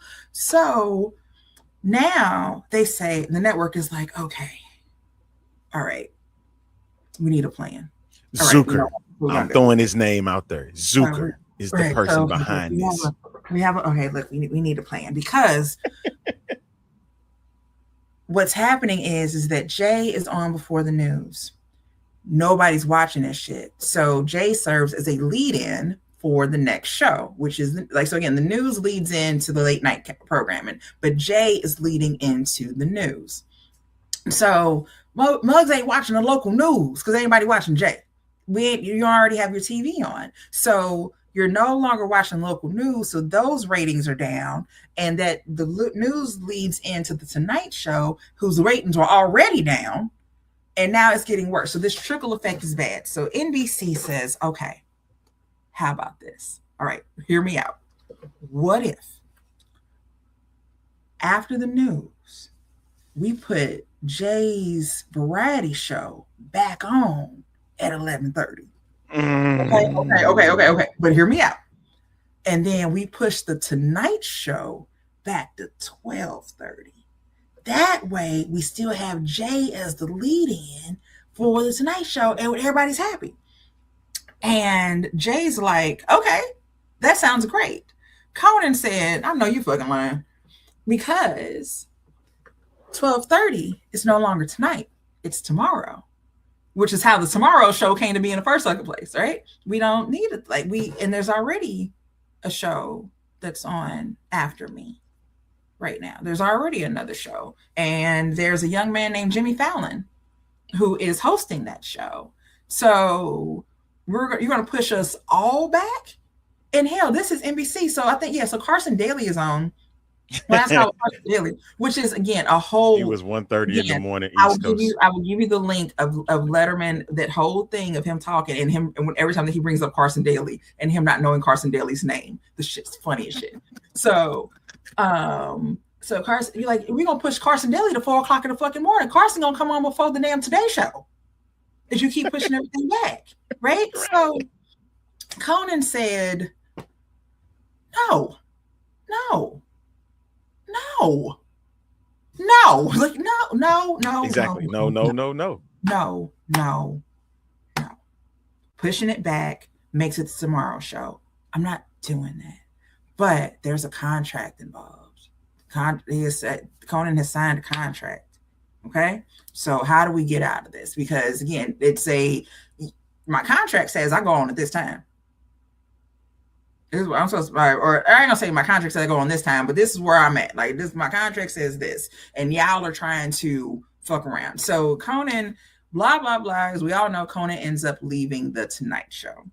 Conan walks away with about $40 million. There's a caveat to that $40 million. Caveat to that $40 million. It's his money, right? So he gets a certain amount for him. He gets a certain amount for his staff, because you have to hire people to run your fucking show. So he gets a certain amount for them. And NBC is like, okay, great, we'll let you out. Here's your money, but you can't be on the air for this specific amount of time, right? Now, if you, and I've had a non-compete clause before. Like, I worked for a health and wellness company. And even though I was laid off, there was a non-compete clause in my contract that stated I cannot work for another health and wellness company. So leaving one place, I couldn't go work for Peloton or anything like that. Like, I couldn't do that. So that's what he's in. So it's not uncommon that he couldn't go be on the air. It's not uncommon. What Conan did was use that time to go on tour. Went on a comedy tour. He paid his staff, and he's available. Who wants him? Somebody out there might want him. There's a little station that was owned by my good friend Ted Turner called TBS. Rest in peace, Ted. TBS. Rest in peace, Ted Turner.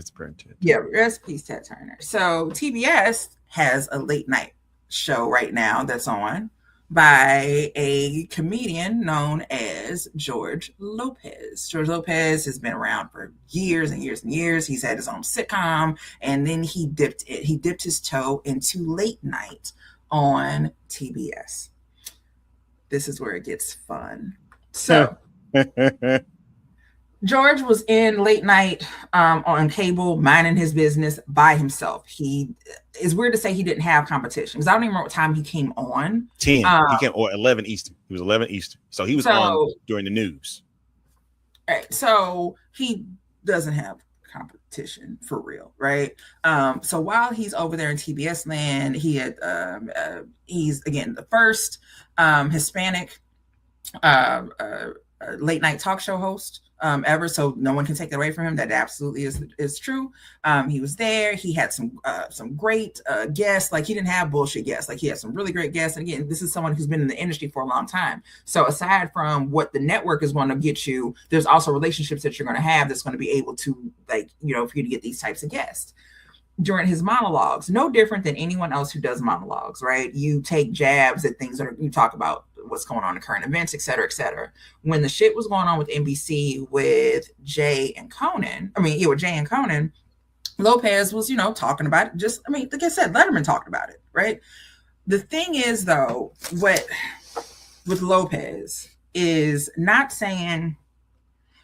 I want to be very careful when I say these things, because I need it to be known what I'm not trying to say. There's a level of, I hate the word humble. I'd hate the word fucking humble. Like, you need to be humble. George Lopez did not need to be humble. However, at all, real. Huh? At all, he did not need to be. He didn't need to be humble. There was nothing to be humble about. Again, you're over here. You got the ratings. You're doing everything you need to do. Well, actually, let me explain what happened. So, TBS hits up Conan and is like, "Hey, so heard you ain't fucking with them networks no more. You want to come sign death row? You want to come over here? Like, come over this way. We got you. We take care of you." So Conan is like, I don't know. Like, I'm a network kind of guy. Like, I mean, with networks my whole life. I don't know. They tell George Lopez, "Hey, call Conan and tell him it's straight over here. It's bitches and shit. Tell him come on over. Like, bring it out. Like, go. Tell him. Before you go any further, I just want to let you know, with him having a cable television show, you could do a little bit more raunchier things that you can't do on network TV. You can cuss. You can cuss. Oh, absolutely. That was the one thing that you could not. They are cussing on network TV, ain't they? But you can cuss. But you can cuss. Yeah. Over a 16-year period, that's changed a lot. They said you can cuss. You can cuss. So, matter of fact, 10 Eastern, you can say more words than you can if you didn't know that. Especially on cable television, and now even network television, they'll get away with a little bit more than what they used to. But that's what we watch. Just watch regular TV on FXX. You're like, we can say that now. Yes. But anyhow, Suits was a good example of that. But that's another. So they say, "Hey, call Conan and tell him that it's all good over here. Tell him it's the right move. Tell him to come through."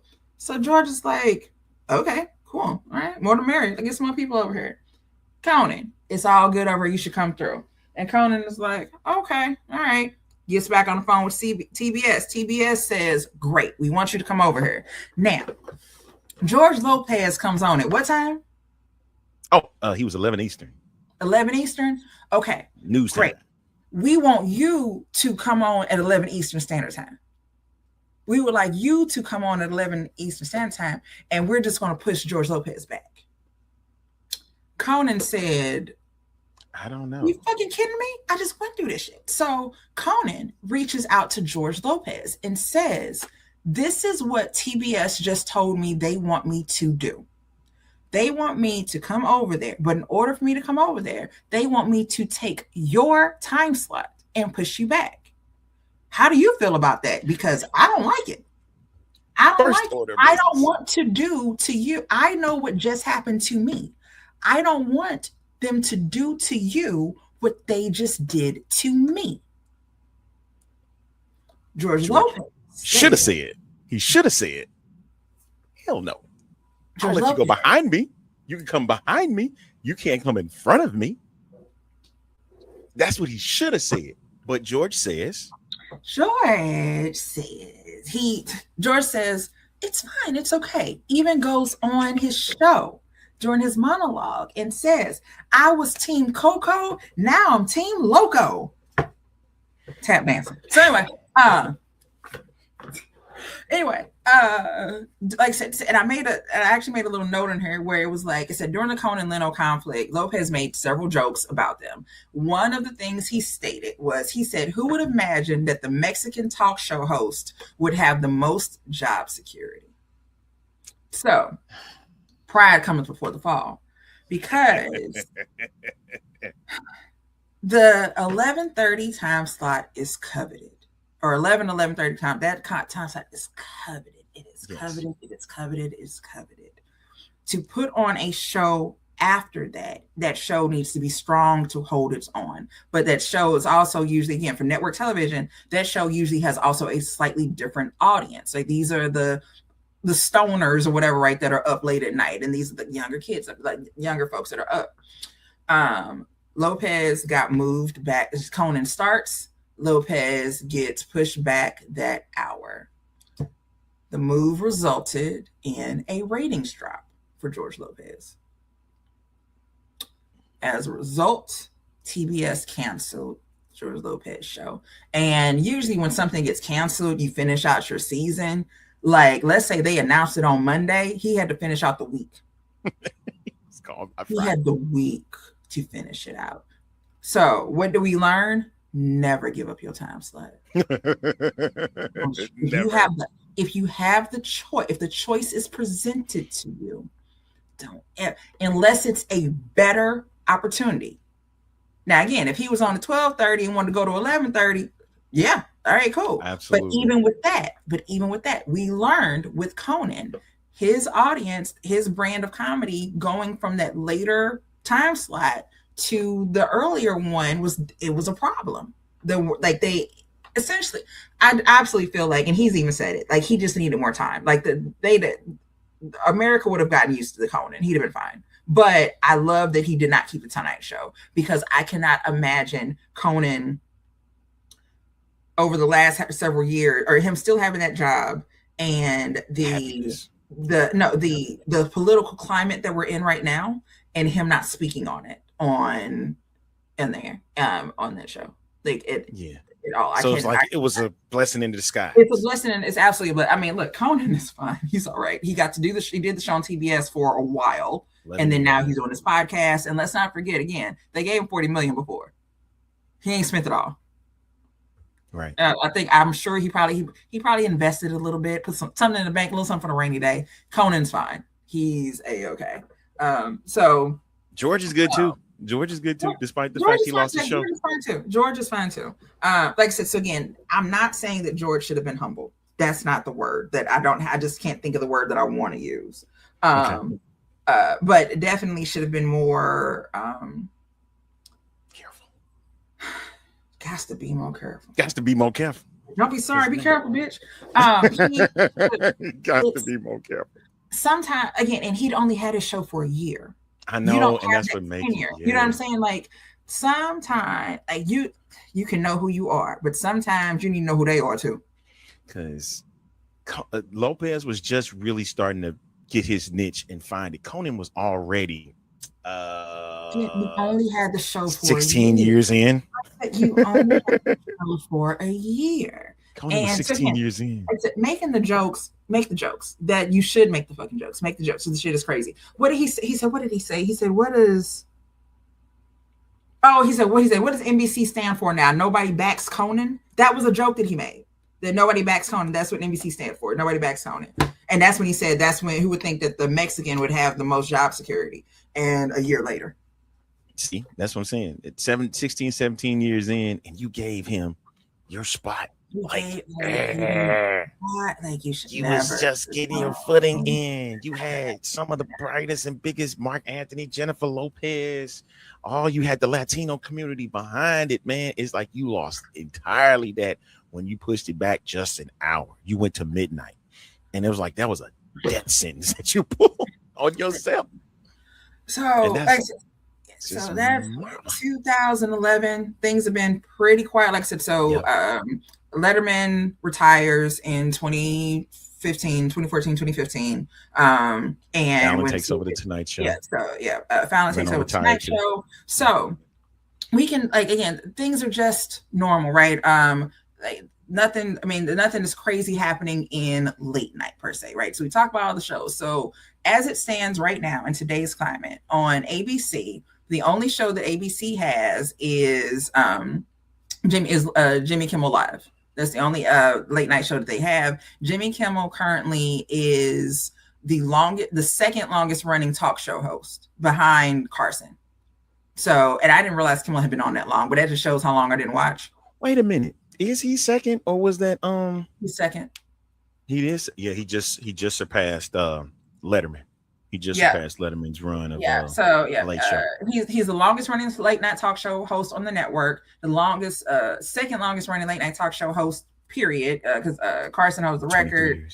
Yeah. He started in 2003 on the show. So because So before Jimmy Kimmel Live, the show Politically Incorrect was on. Yep, and to that part, I forgot. I'm like, oh, I forgot that shit used to be on network TV. So ABC decided we're going to do a talk show. ABC had not tried to do a talk show since Dick Cavett in the 80s. Right? And Dick Cavett was old then. He was old when he was on before. So he was definitely old on in the 80s. So yeah. All right, so Kimmel is on ABC. On NBC is the Tonight Show. So at 11:30, you got Kimmel, ABC, Tonight Show, NBC, CBS is Letterman. Was Letterman at that time?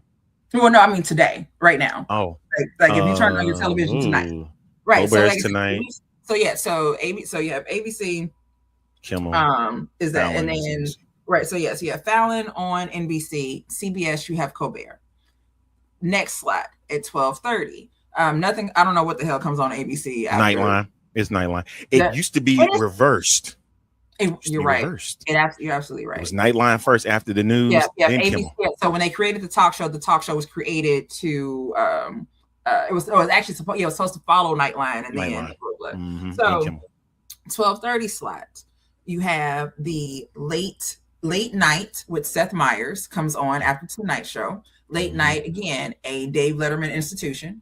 And then CBS 12:30, you have the Late Show with Stephen Colbert. The Late Show, a Dave Letterman institution. So that's who those are. And then we got Jon Stewart over on Comedy Central, which is owned by Paramount. This is important. So very much so. We'll talk about that in a minute. So. We getting over a lot of stuff, y'all. You just gotta stay with us here. Just stay with us. Trust actually, you know what? And I'm actually gonna go back. I want to go back to the Paramount. I want to talk about the Paramount merger before I get to Kimmel, because as I'm thinking about it. So Paramount Studios. In 2025, Paramount wanted to merge with a company called Skydance, right? Or as John Oliver refers to him as our Sky Daddy.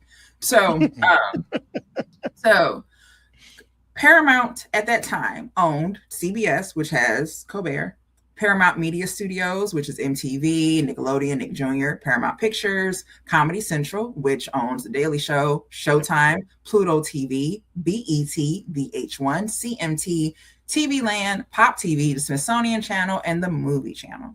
Okay. Now, when a merger happens between two companies, the company who wants to buy the other one, generally speaking, they want to make sure that the books are straight, right? It's a whole big thing. They want to make sure that the books are straight, that everything that y'all got going on over there before I come up in here is good. So nothing happens quickly. It doesn't happen overnight. It is a whole thing that they have to go through, right? Of trying to figure stuff out. During the discussions and trying to get the merger and everything going, in 2024, during the presidential election, 60 Minutes did an interview with Vice President Kamala Harris. During the interview, there was a question that was asked, and she responded to the question.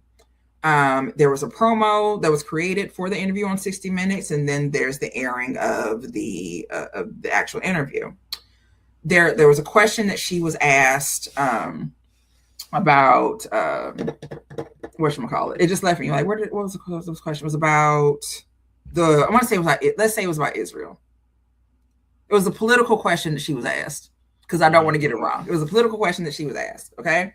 And Trump argued that in the promo, it was edited to make it seem like her answer was more favorable or was better than what it actually was. Mind you, he won the election, so it doesn't really matter what the hell she said, but he felt that 60 Minutes edited the interview to favor her instead of him. And so in the media, there is a certain thing there's actually an act about it, and I'll talk about that in a second, but about equal time for candidates, for political candidates. You can have whatever candidates you want to have on your show, but you have to give equal time to the other candidates who are also running. So you can have Trump on your show, but they also want you to also give equal time to whoever he's running against, right? So that's it. So ideally, that's not a bad idea, okay? You get to come on, everybody gets equal time to be able to talk about whatever they want to talk about. Right. So with that being said, so again, Trump feels like this is the problem. So he sues CBS or Paramount, if you will. Now, Paramount is trying to get with their Sky Daddy. Right. Yeah. And I can't get with my Sky Daddy, and I got this baggage over here. Okay, I got some drama going on over here. I can't get with my Sky Daddy. So Paramount agrees to settle out of court for $16 million to Trump. They agreed to pay that. Settled lawsuit is supposed to cover his legal fees. The money will go to his presidential library. And they also did not have to admit any wrongdoing because they didn't do anything wrong. How Colbert fits into all of this. So July 14, 2015, Colbert comes back on the air. He'd been gone for 2 weeks. Just know when my late night guys go on vacation, it is the ordeal for me. Like, I have nothing to do with it. It's a whole thing. So I literally was anticipating him coming back. He comes back. He has this ridiculous mustache that he has grown out on vacation. And he starts talking about the merger. Well, he starts talking about the lawsuit. He refers to the lawsuit as one big fat bribe. Now, that date is July the 14th, 2025. Okay. What we have learned is that this administration watches network television. They watch it. They absolutely watch it because, generally speaking, after any of the late night talk shows mention the administration, either that night or the next day, sometimes it's usually right after their shows go off the air, tweets or posts on True Social come out in regards to what was said during those shows. So you wouldn't know what I said if you didn't watch me in real time. That's all I'm saying. So again, that's July 14th. On July 17th, CBS announced that it would be ending The Late Show with Stephen Colbert. Not just just him being on there. They're not firing him. We're just going to get rid of the whole franchise that was started in 1993 by my good friend David Letterman. CBS cites that The Late Show is losing money. They're losing $40 million per year. Now, to be fair, traditional media outlet, the way that traditional media with television, etc., is not the same as it was 5 years ago, 10 years ago, 15 years ago, right? With our music, we don't purchase music anymore. We stream everything. And so when it comes to network television, yes, the ratings are important, but they are essentially working on creating content that they can put on the internet for people to be able to consume that way, because that's how people are consuming it. More people watch, there are people who literally are watching it online and not actually watching the show when it airs. So it is possible that the show is losing money, but it wouldn't just be his show. All of the shows are freaking losing money, right? That's just what it is. Ad dollars is just that's just a fact. That's just where the landscape is right now. So it's not implausible that that's the reason. But Colbert has stated that the network has never raised any financial concerns to him, and it did not push for any of the ways to show that they could cut costs. To that point, as the New York Times reported, when NBC saw declining revenues for its own late night shows, they changed it. So Seth Meyers used to have a band. He does not now. Saved him some money.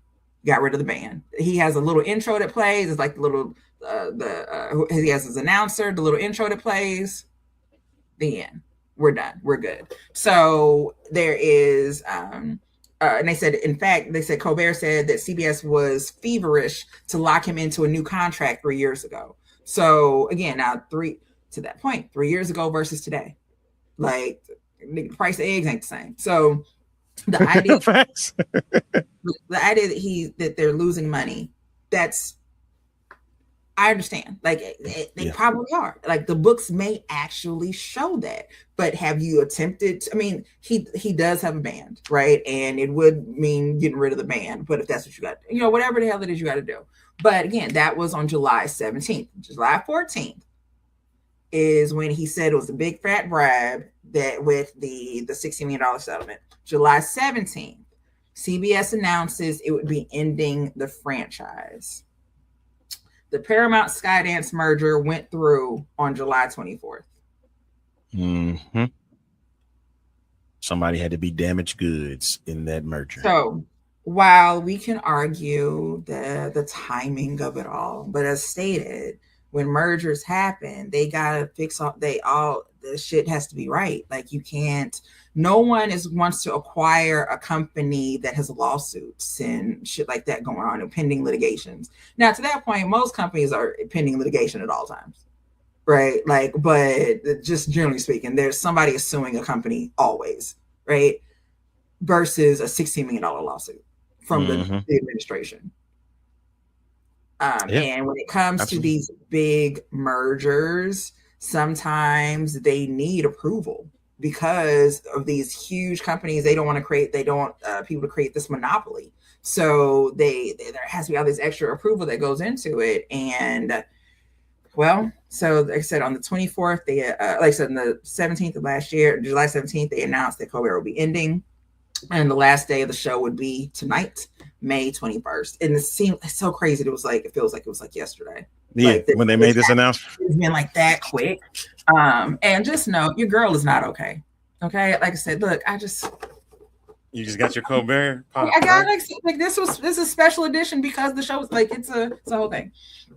So this is where things are starting to get ugly. Over the years, have there been late night talk show hosts have always talked about the events of the day. They have also criticized presidents, right? It's not new. They criticized. Look, do you understand what it was like in the 90s when the Clinton scandal happened? It was everywhere. Like, bruh, like, so again, the idea of them doing this is not uncommon at all. This administration may feel singled out, that they talk about them more than anyone else, but y'all are given a lot of material. Exactly. You're given a lot of material to work with without even trying. Some days without even trying, you're given a lot of material. Okay. So yes, indeed. That is July of last year. So now going back to a young man who was on ABC by the name of Jimmy Kimmel. So last September 16th, 2025, conservative activist Charlie Kirk was killed at an event. And at that time, there were just anytime any tragedy like that happens, there's a lot of speculation, there's a lot of rumors, no one knows anything, everyone's trying to get their facts straight. During one of his monologue, September 16th is not when Charlie Kirk passed away. September 16th is the date the monologue happened that Jimmy Kimmel did. So Jimmy Kimmel says, we hit some new lows over the weekend with the MAGA gang desperately trying to characterize this kid who murdered Charlie Kirk as anything other than one of them and doing everything they can to score political points from it. That sentence sent the Trump administration and to a tizzy, boy. They weren't happy. The administration was not happy. And FCC chair Brandon Carr, who should not have any opinion on this per se, warned that what Kimmel said was truly sick, and that his agency, the FCC, has a strong case for holding Jimmy Kimmel, ABC, and the network parent company Walt Disney Co. accountable for spreading misinformation. Okay, so a few days shortly thereafter, ABC announced that the Jimmy Kimmel Show was suspended indefinitely. It was off for about 3 days. But here's what happened after Kimmel made those comments. In the United States, there are 2 broadcasting groups, or there's more than one broadcasting group, but there's 2 major ones: Nexstar Media Group and Sinclair Broadcast Group. Sinclair Broadcast Group and Nexstar Media stated that they were getting calls and complaints and whatnot about what was said on these shows. Now, what does a broadcast group do? Think of it this way, right? So NBC is the big network, and that big network needs to get their programming to your local news station, to your local TV station. They need, so again, I'm using St. Louis as an example. We need to get to KSDK Channel 5, okay? So that's our network affiliate. There is a broadcasting group that owns those stations. Yep. And those broadcasting groups, again, are the ones who are essentially responsible for making sure that you're getting your stuff, getting your everything that you want to air, your programs. And because of that, so I mean, quick background: Nexstar Media Group is the largest television broadcasting company in the United States, owning 265 television stations. Sinclair Broadcast Group is the second largest broadcasting company in the U.S., owning or operating 193 stations in over 100 markets, covering 40% of American households. Now, the other numbers that I said probably didn't register to you, but 40% of American households. There is one broadcast company that has control of what over 40% of American households see. So understand that my broadcast company controls whether you see this program, period.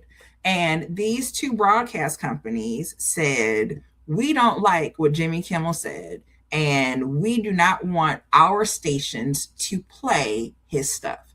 As a result, they take his stuff off of the air. Now, for the greater good of it all, right? I think you can absolutely be able to veto some programming, right? For the greater good, right? This is not something that the people need to see. We're not going to do this. But when you have these companies who are in charge, again, they're in charge of what you see, there's the potential to create narratives or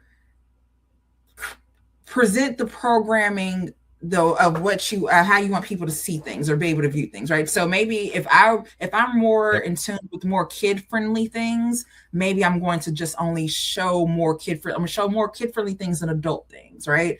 And you can, we all curate things in that way, but when you are covering 40% of American households, your personal views should not dictate what should be shown.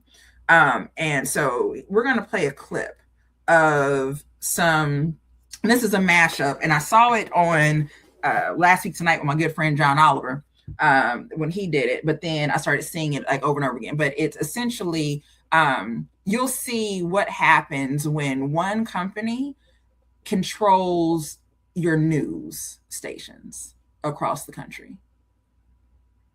Antonio's Jessica Headley. And I'm Ryan Wolf. Our greatest responsibility is to serve our Treasure Valley communities, The El Paso, Las Cruces communities, Eastern Iowa communities, Mid-Michigan communities.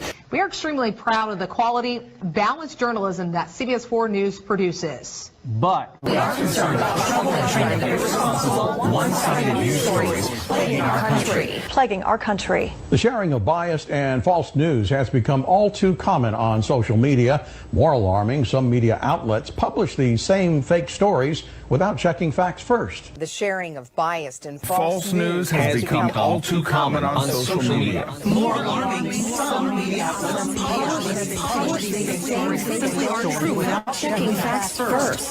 Unfortunately, some members of the media use their platforms to push their own personal bias and agenda to control exactly what people think. And this is extremely dangerous to our democracy. This is extremely dangerous to our our democracy.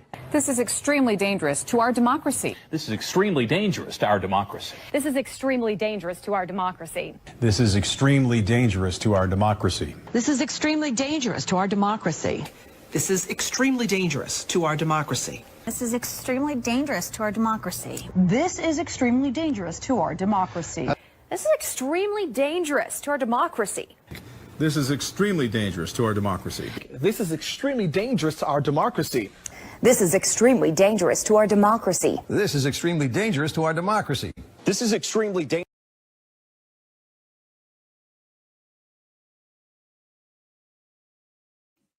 All right. And there you have it. Dangerous to our democracy. This is extremely dangerous to our democracy. Like, they're not wrong, but they're the ones who's doing it. But they're the ones who are doing it. But this is extremely dangerous to our democracy. So, as you can see from that clip, these are stations all across the country. These are stations at ABC, NBC, ABC. CBS. So they're not just one network. This is a agenda that is being presented on various channels across the globe, across the country. And again, you can push an agenda. If your agenda is stop smoking and everyone is saying that, great. That's for the greater good. Got it. Hey, not a problem. This is a public service announcement for everyone. That's not what the hell is happening. Mm-hmm. That's not what the hell is happening. So again, because these two companies control so much of what we are seeing on our televisions, and just think about what message do they want to convey and how are they conveying it. Who watches the local news the most?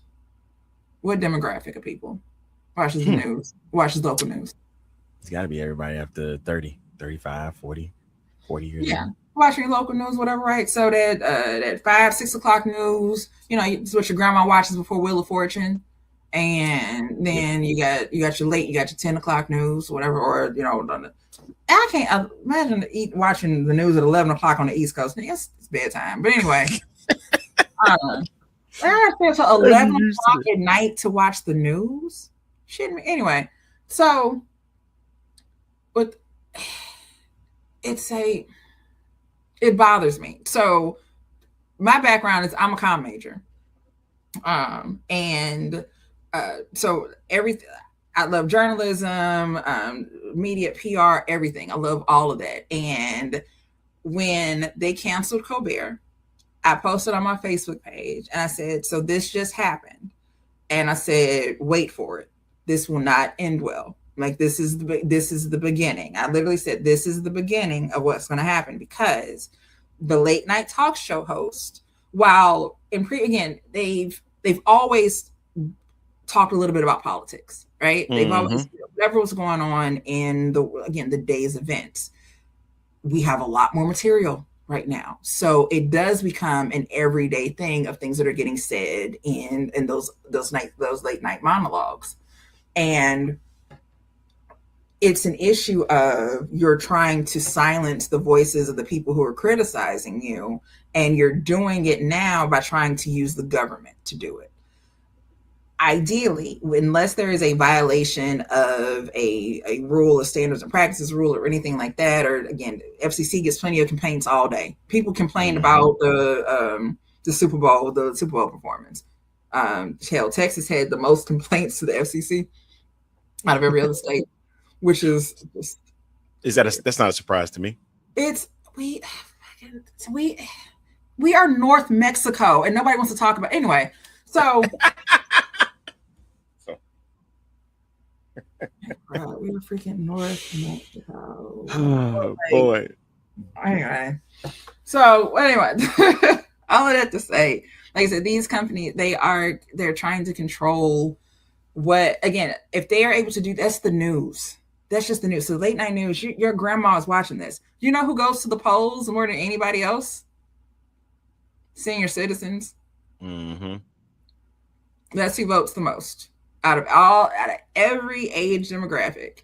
They vote the most are the people who are 65 and older. And we complain about how government is full of old people. They only people out there doing shit. So all of that to bring that full circle of your grandma, your grandpa, auntie, uncle, or whatever, right? They are watching these news stations and being told that these one-sided political arguments in social media are a threat to our democracy.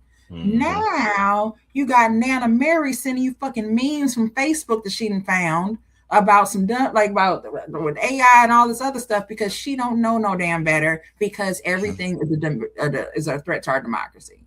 Mm-hmm. And the reality is this should not be where we are with late night television. This should not be this should not be a thing right now. This should not be a concern. There shouldn't be no reason that, again, as we're talking about late night, FCC violations can happen. They absolutely do, right? And yes, a late night talk show could get an FCC violation for something that they did, right? Like, so to that point, Jimmy Kimmel Live, he has not been live in years. He used to be live, but there was someone who was on there who went on this rant and just kept on cussing, and the censors just couldn't keep up with it. Like, because again, it's a live show. And so finally they were like, okay, we ain't doing this shit live no more. So it's taped in front of a live audience, and then they just still call it Jimmy Kimmel Live, but it ain't live. So again, FCC violations happen. And and if you do have an FCC violation and there's a fine that's involved or whatever, that's it. That's not what is happening. Mm-mm. Mm-mm. That's not what is happening. And yes, we can talk about freedom of speech and the difference between public and private entities and who can say what. But freedom of speech has never prevented anyone from freedom of consequences. You cannot yell fire in a crowded theater, which is the example that always gets used. You have the right to your opinion. And yes, the argument that the FCC or the Brandon Carr is making is that these shows are on networks that have licenses to broadcast. And because of that, the threat of pulling a broadcast license, because of what you don't like the content of one show. Literally, at this point, your content of one show. Well, wait, is the View syndicated? No, it's network. So View is ABC. So they are network. So you got the View on in the morning and Jimmy Kimmel at night whooping y'all ass and y'all mad. Because every other show now is syndicated. Every other talk show beside the View is syndicated. Because again, that's what the money is. Arsenio told you. But it's insane. And what I love though is because there are so many late night talk show hosts and they're all going through it. All of them are going through it, and they adore it. They love it. They all love it. They talk to each other on the phone about how are you in the news this week? You in the news this week? Or I remember when you got suspended or this, that, and other. Like, it's a whole thing. Like, they're friends. So Strike Force 5, 2023 writer strike. Nobody's at work. Nobody's getting paid. There's no writers. Stephen Colbert, Jimmy Kimmel, Jimmy Fallon, John Oliver, and Seth Meyers. Thank you. And Seth Meyers started doing a podcast together. They called themselves Strike Force 5, being funny. And they did 12 or 13 episodes. They were sponsored by one of their sponsors was Mint Mobile or their homeboy Ryan Reynolds. Yes. Essentially, they during this writer strike, they ended up all of the staffs.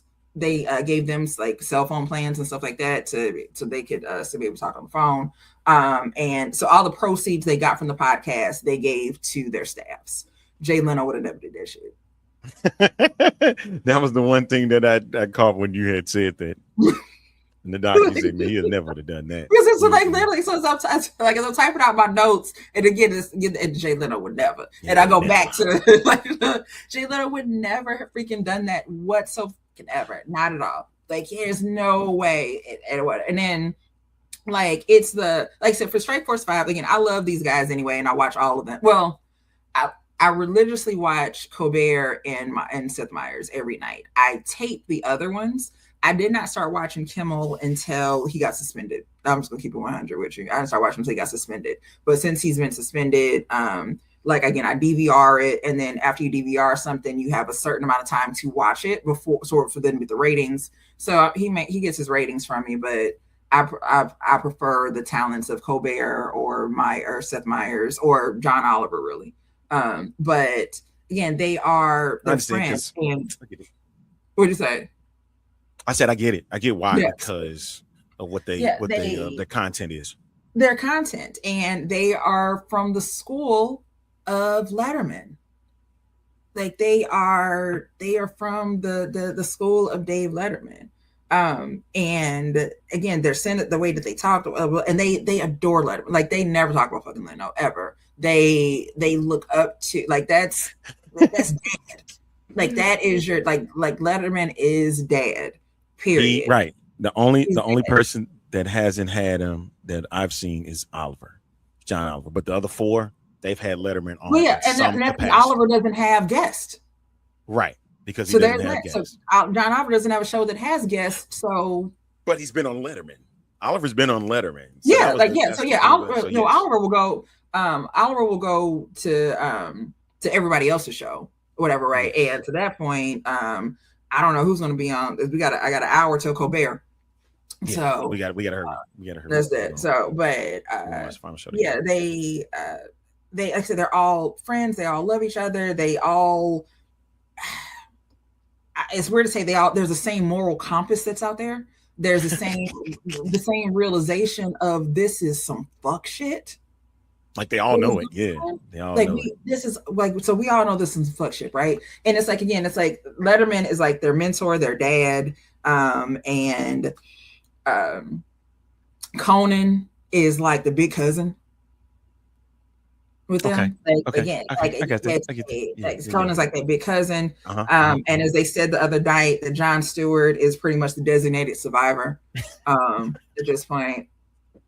Because he's going to be the only one on Paramount with that, with a talk show, and it's to that point of how I said that the administration watches the shows at night, but he never really talks about Jon Stewart. And Jon Stewart the other day said he just honestly thinks that they don't have cable. Like that's it. That's why. Like the administration doesn't have Comedy Central in their plan. And that's why they don't go off to the Daily Show. They don't care. Right. Because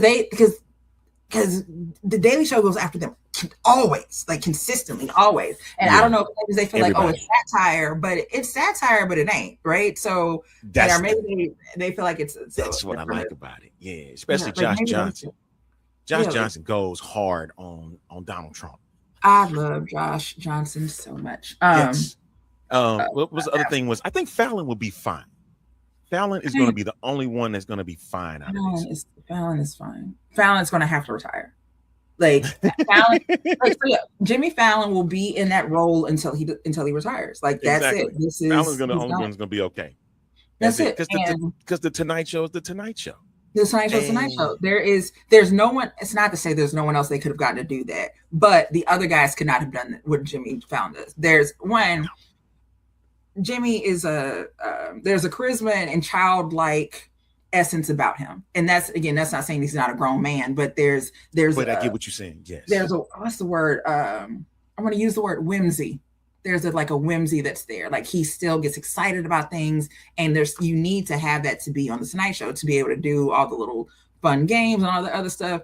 None of the other people give a shit about doing none of that. Like, I mean, Kimmel has his skits he does, and he has Guillermo going out there and doing stuff, but it's ain't nobody else doing that shit. But they don't have to, because the Tonight Show is what it's supposed to be. It's supposed to have that. So Fallon there's a line that he's always going to toe. he has to talk about the administration because it's a part of today's events. But he's not going to go hard.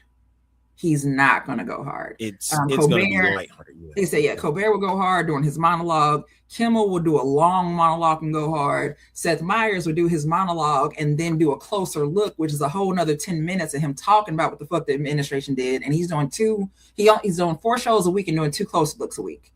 So he's going that's weekend update. That's what when I look at Seth Meyers' show, I just think of it as weekend update as a talk show. Yeah. I mean, I'll say monologue and closer look. Yeah. Now, yes, different, but yeah, of course. But to that point, see, I think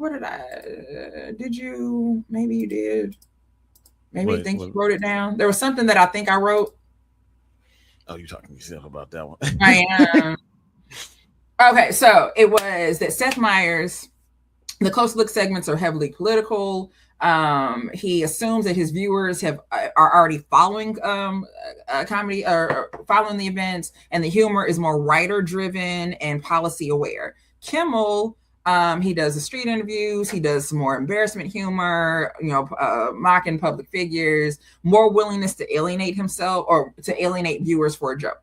And then for Colbert, he uses satire that assumes a politically engaged audience. So long form political monologues, detailed critiques, frequent ideological positioning, and a stronger emphasis on cultural community.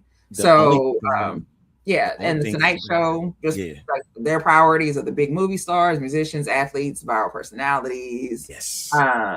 So essentially, bottom line, the Tonight Show. Oh, wait a minute. This is ChatGPT actually said this part. The Tonight Show wants viewers relaxed before bed. Yes. Kimmel wants viewers amused and slightly irritated. Seth Meyers wants viewers informed and validated. And Colbert wants viewers politically energized. So bottom line, Tonight Show tends to avoid tension. And other shows use tension as part of the comedy itself.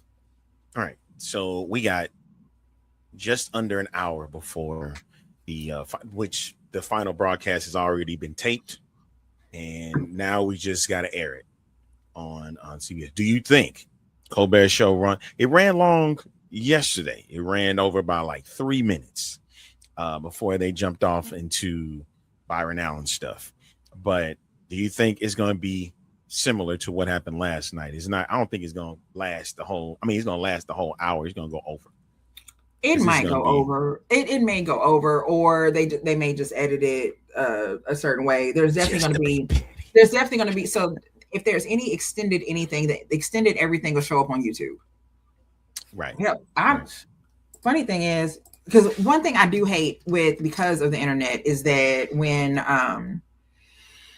my late night shows, like I said, it's still early in the day, and I'm like, why are y'all posting stuff that just happened? This what's going on? Why are y'all posting? You didn't know they were taping and then they posted out. I'm like, why would y'all post it now? And it don't come on for another 4 hours. So now I sit here and not watch. It's easy to not watch, but it's just why would they do that? Y'all silly. Why would I do that? Right. They'll let you see portion of the interview, but then you have to see the full interview on the show because I'll take a little clip. They'll tape in the afternoons. I was double checking to make sure that they had not put out any clips. So, wait a minute. Legends of Late Night introduced the series finale of The Late Show. So they got something. I'm looking at Jon Stewart with a 47-minute clip on the Late Show's page on YouTube. That was posted 15 minutes ago. I think that's something different. I don't think that's the show. So I feel like that's them. I don't know. Maybe they are. Maybe it's just the introduction of the show. People. I don't know. But yeah, the Colbert questionnaire that they sent a segment yesterday was 48 minutes long. That was great. I'm sorry. It was great. It was very, very awesome. It was very great. That. I loved it. I'm gonna catch the last show. So it may go over. Now here's what's funny though, and this is how I always say that God is he laughs at me so much. God laughs at me daily. Okay. So, and this is not a secret. I talk about this on my show all the time. I'm unemployed, right? I lost my job in December. So I'm living off of unemployment, alimony, and donations from viewers like you. So, I still have, like I watch TV on my iPad, right? I own big screen TVs. I watch everything on my iPad. Don't ask why. And so I have every app downloaded. I have every streaming app, and blah blah. And I also have DirecTV streaming. Okay. DirecTV streaming told me on Sunday that if I didn't pay that bill by Wednesday, they was gonna cut it off. I don't know what day do. I don't know days of the week. Like I remember the date that they said it was like the 20th. And I'm like the 20th. All right, cool. Blah blah blah. In my brain, the 21st is Friday because for me it's the end of the week, right thing, right? So Colbert ends on the 21st. Colbert ends on Friday. All right, cool. I got until Thursday. Blah blah blah blah. So when Stacey went to pull up DirecTV today, and it told me all this shit was not included in my subscription, and it was like, oh.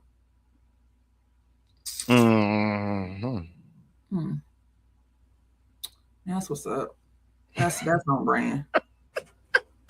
That's on brand. I mean, because it's one of those like, look, I have not paid the bill, right? Like, am I going to pay it? Yeah, but I thought I had it till Friday. Because I have some money to borrow, and it's on Friday. Now, so I did watch I watched everything on YouTube last night, but it's not the same as like me being able to watch it. Exactly. But laughed, like I said, I laughed so hard at myself earlier, and I said, "God, now why would you do this?" Okay. And you knew, like God, you knew that I wanted to watch Colbert on the 21st. Why would you not give me the wherewithal to realize that the 21st was on a Thursday? Was on a Thursday. Like I'm trying to remember all the finales on these talk shows.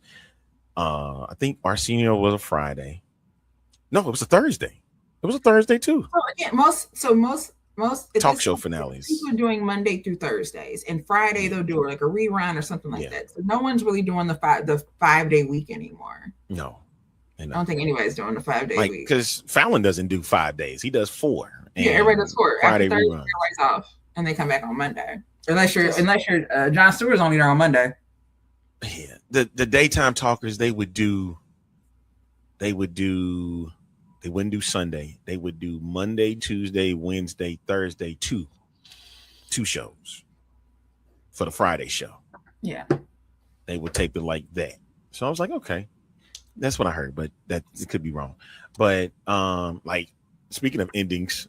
On the daytime side, Sherry's ending her show. Sherry Shepherd. I have never watched that show a day in my life. I was not built for daytime. Listen. Okay. It has. Okay. Let me clarify this. It has nothing to do with Sherry. It's nothing to do with Sherry at all. Because for me, Sherry, there are certain characters that Sherry has played that stand out to me for the rest of my life. One of them is just 2 lines that she had on an episode of Friends.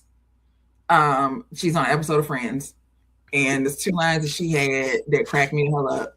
And I loved her on 30 Rock as Tracy. Really? Tracy's wife. Is Tracy's wife, and her reality show that she had on the head, and her looking in the camera and saying, "Ham."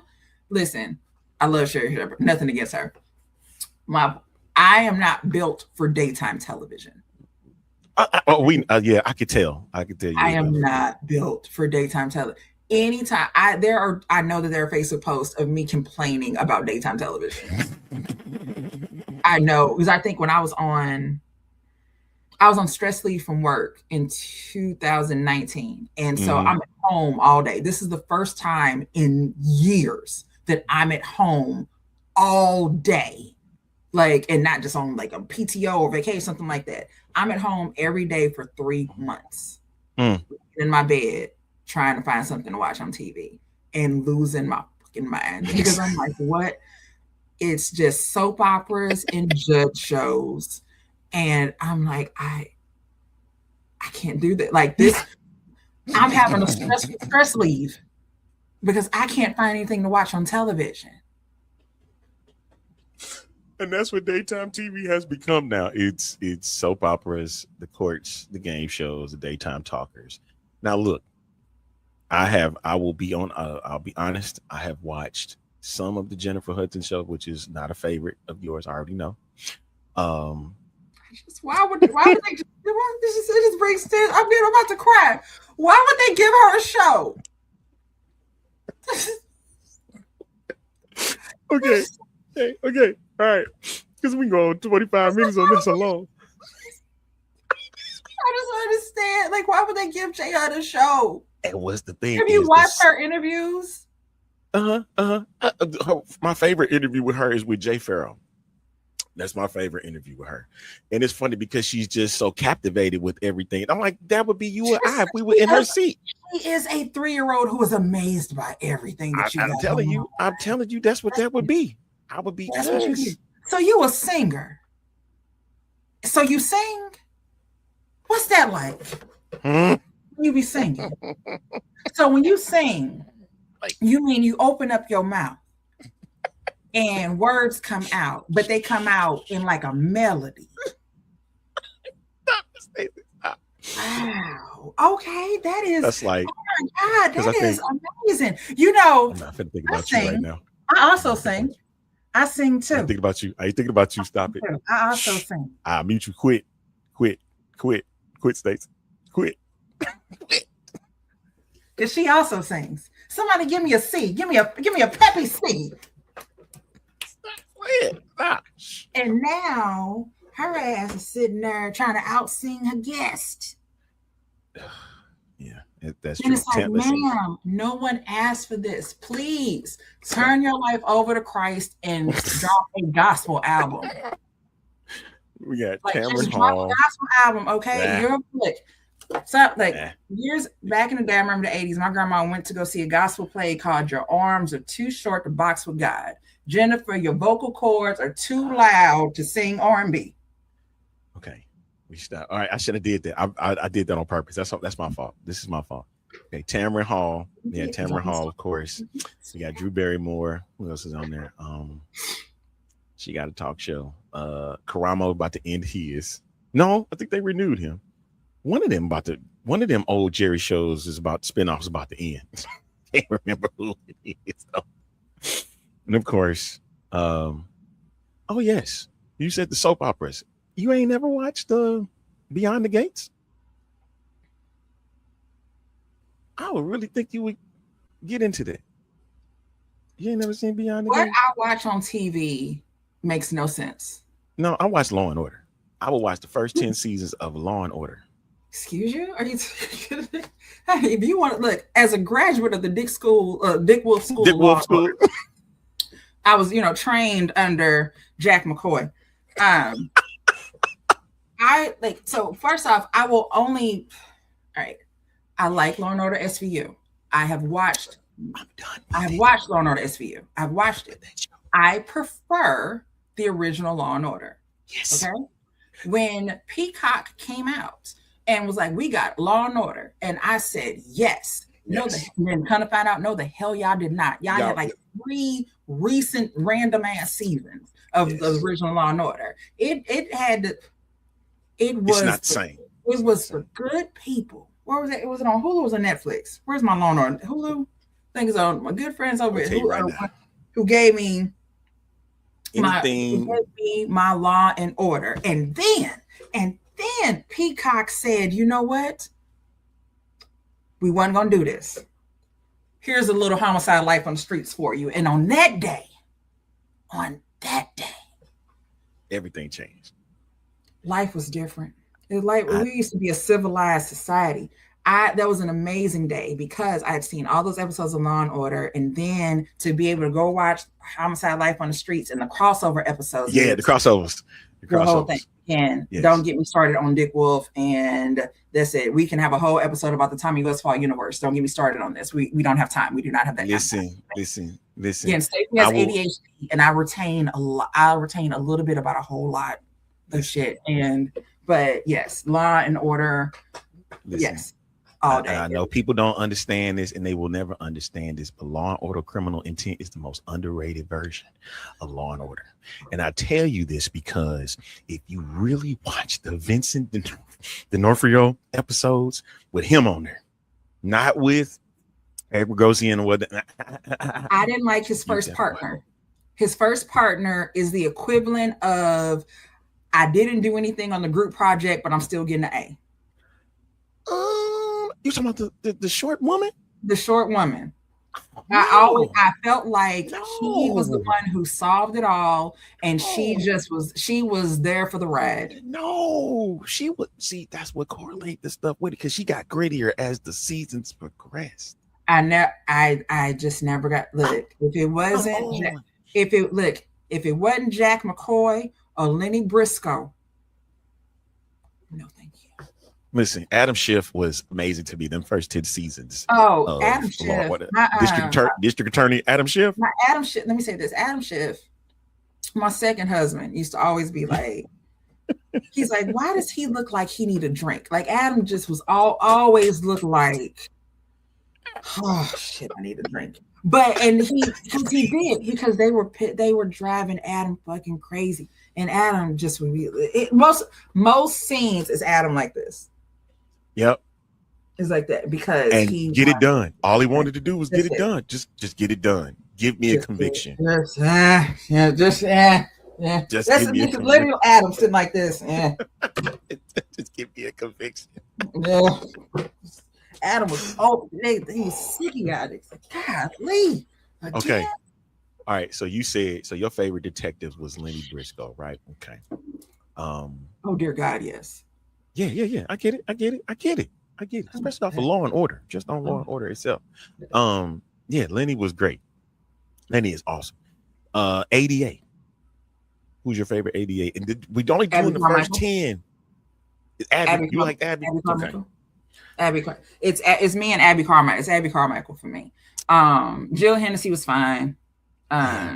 And I can't think of what her name was. Carrie Lowell was the one after that. I liked it because she had the whole incident with her whole husband. I remember that episode where she was going back and forth off of custody over her kids. Oh yeah. So that was like I did like her. So Carrie Lowell was good. So Jill, I can't think of Jill Hennessy's name on the show. Claire Kincaid. Claire, thank you. So I did not dislike Claire at all. Like I didn't dislike her at all. I like Claire. It was weird the way that they got her off the show, but killed her. Yeah, like they killed her on the show. But and then so next one comes in, and then but like so Abby Carmichael, that was my bitch. Abby was good. So like to get Abby, I'm sorry. So Jack, Abby, Lenny, and Green. So Briscoe and Green. No, Detective Green. Yeah, Detective Green. Like I said, now you didn't like Paul Robinette. I like Robinette. I also feel like they didn't know what to do with Robinette. But I like Robinette. But I like crazy. But what I do love about this, what I love about Dick Wolf, is that if you get in his universe, you got a job for life. Universe. They'll bring you back. If you get in the universe, you're coming back. You may come back as that same character. You're gonna be something else, but you coming back. Yep. So I absolutely love that. So so with Robinette, he got to come back later on as Robinette. And in a civil rights case, I think. Right, civil rights case. So I said I liked Robinette, but Abby Carmichael was my bitch. That was like, and Carrie Lowell came back too. She came back in a couple episodes too. So that was it. Like I said, what my television viewing habits. There could be. Let me say this: there could be 3 shows that are very similar that I like, right? And you could be like, "Oh, well, you'll like this show too because it's just like that," and I will hate that fucking show. I understand. Just because I can understand. I'm weird like that. So what I watch, there's no rhyme or reason to it. Like I will watch a documentary about anything, and I have proven that I will watch. Have you seen The Crash? I have not seen The Crash, but I know the story because I watch true crime stuff. So I will literally watch court cases, or like there's different YouTube channels I watch that talk about cases and things like that. So I'm not a true crime junkie, but there are certain things that will grab my attention. So with that, like I said, I haven't seen The Crash, but I actually already knew the story. Like we were like talking about The Crash, I'm like I already know what happened. How big on you are Milli Vanilli? Like if you want to see their story or anything, documentary, movies, anything like that. I feel like I've seen a Milli Vanilli documentary. Have you seen the actual film on Tubi? On who? Oh, on Tubi? They did a which is Tubi is a whole other thing about what but look, it's a biographical film on Tubi about Milli Vanilli. Like these people played the hell out of Again, I watch everything on my iPad. I don't know. So I was literally just watching Tubi before we started. But do you know what I watched on Tubi? You know what I watched on Tubi? I was watching Dilbert. Girl, You Know It's True is the name of the film. It is a pretty good film. I watch Tubi, but I don't watch anything that people watch on Tubi. I watched this thing. I didn't even know it was a film that was made about Milli Vanilli. Not a documentary, but a film. Mm-hmm. And I was like, this was really, like, I ain't gonna lie, out of biographies and stuff, that was a really good film. Like, they did a really good job with that film. But I feel like I've seen it already, though. Let me see. You may have. It came out 3 years ago. I've seen it already then. You've probably seen it. Yeah. And I've seen it already. Because we would have talked about it on the 90s podcast. So I'm like, yeah, I've seen it. Like, I know I've seen it already. Speaking of that, let's go ahead and tell the people that have been staying on with us about these topics, about the show. Tell our people about the show.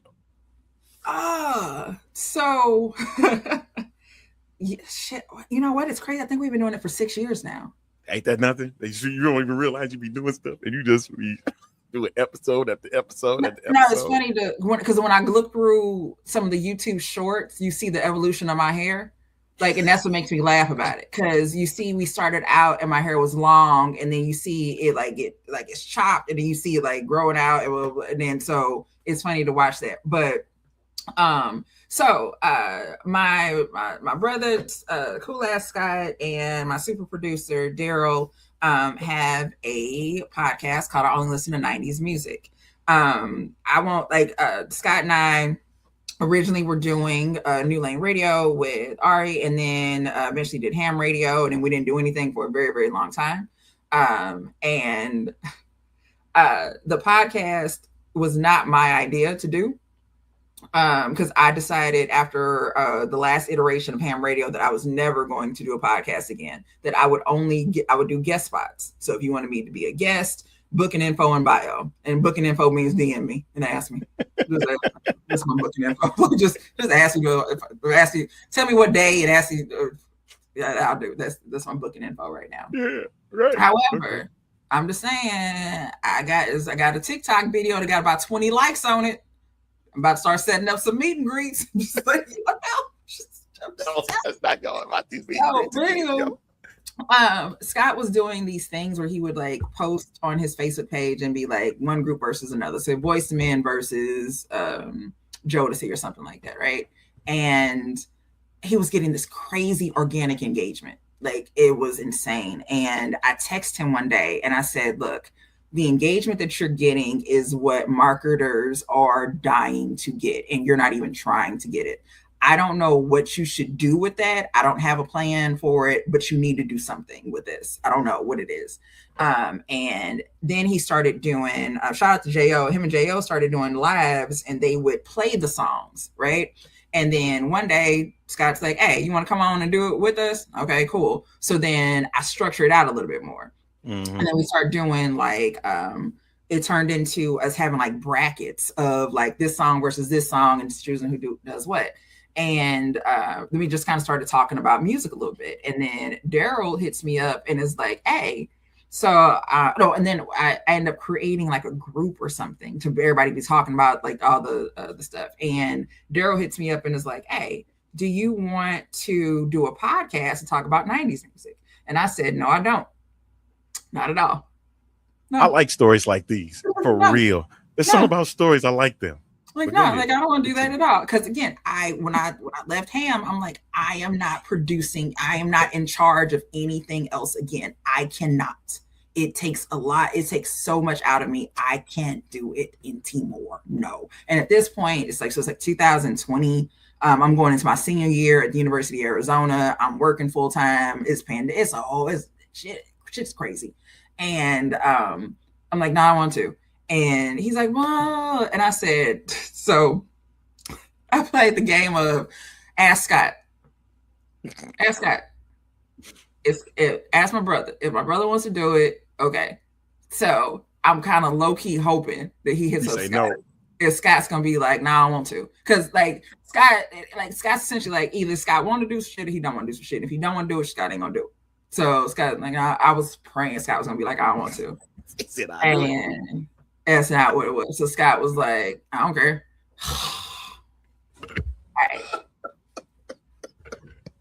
Right. But that's Scott. Like, Scott is he is the most nonchalant person ever. Scott is very go with the flow. Like, all right, well, are we doing that? All right, or are we doing that? I don't want to do that. Like, that's Scott. I am a million words and a million ideas, and Scott's like, all right, whatever. So get back with Daryl, and it's like, okay, we'll do it. All right, but I am not in charge of anything. That's all I kept saying. I'm not in charge. I am talent. I will show up. That's it. I am here to show up. I just want to show up. And so 6 years ago now, we started that. 6 years ago we started, and I'm not in charge. I'm still not in charge. And Daryl will tell you, he was like, I wasn't even supposed to be on the show. This is supposed to be Stacey and Scott. And I was like, well, you're here now. Yeah, and that's what happened when you bring Daryl Frierson into the mix, man. He gets involved just as much as you don't think so. If I brought him over and we was doing a show together, we'd be still doing a show together. Yeah, it's so we've had great times. We've had some crazy listeners, or not crazy listeners, but you never know who's listening. And to that point, with us taping it and then putting the shorts on YouTube and other social platforms, and just more exposure, you don't know who's going to see something. So there have been celebrities that because I'll name drop. I don't care. Y'all like, you finna fight? What you gonna do? Right. Like, you can sue me if you want to. I'm unemployed. Go for it. What you want? Like, right. Yeah. So again, I'll name drop, but we there's different. Sometimes you never know what clip is going to. You never know what's going to go viral. What people are going to pay attention to. E40. After his verses with Too Short, we were discussing the verses and how inebriated he was. And I mentioned that he talked about how he was drinking Mango Scotto, which was his wine. He's like, I'm gone off that Mango Scotto. And during the show, literally, we're talking about it, and I Googled it. So I'm talking about the wine and everything. And I said, Lord, please somebody get me a bottle of this. E40 saw the clip and tweeted and was like, let's get them some bottles. So his people reached out to me and sent me 2 cases. So I had a case of Mango Scotto and a case of his Red Selection wine. Fantastic. Literally just, so that was like 2020. I had to show my ID to sign for it and everything. I just got rid of the last bottle within the last couple of months, because Stacey I divvied it up. I literally had to send half to St. Louis. I had a homeboy who was driving to St. Louis, and I'm like, hey, take all these bottles, and I need you to take them here, and you're gonna take them to Daryl's house. They're like, you'll meet Daryl when you get there. Like, try to Daryl's house. There was a guy, Omar Wilson, who did a remake of Secret Garden with Cisco, Sean heard about that. from Boyz II Men, and Raheem Devon. Okay. And we found out about it, and there's going to be a pattern here of I said this and then somebody called us, because that's usually what happens, is something that I said and I get in trouble for it. Please note that happens because I'm the only girl, because I can literally say the exact same thing that Scott said or that Daryl said, and when I repeat it now, it's my problem. And we'll get to that in 2 seconds about where that happened. But Omar Wilson, we're trying to figure out, like, what the hell is it, Secret Garden thing? And me saying, who the hell is Omar Wilson? And so we're Googling him, and I'm like, oh, he was an Apollo, Showtime at the Apollo champion, 7-time champion. Nigga, what the Apollo go on? It's a whole thing. So this is real time, me reading who this person is and who the hell is this blah blah. Broadcast goes out. here comes the emails. And so now he wants to come on the show. So, okay, cool. We'll do the show with you because I want to know who the hell you are. And I want to talk about all these things. And he ended in preparation for the show, he started sending us like links to him singing. And he sent me, but they were Instagram like posts. So he would send stuff in our DMs, but he kept on DMing me all the videos with him without a shirt on singing. And I did ask him that on the air. And I said, I just want to know why you sent me why you sent me videos of you with no shirt on, but you had a shirt on for them. When you send it to Scott and them, like why no shirt for me? Or when the Lunatics sued Nelly. And we were talking about that. And Daryl literally said, this sounds like some Ali shit. And I said, yeah, probably. Once you said that, here come Ali. And the next day, I'm sitting here minding my business. And then I have an Instagram message request from Ali Lunatics. And I'm like,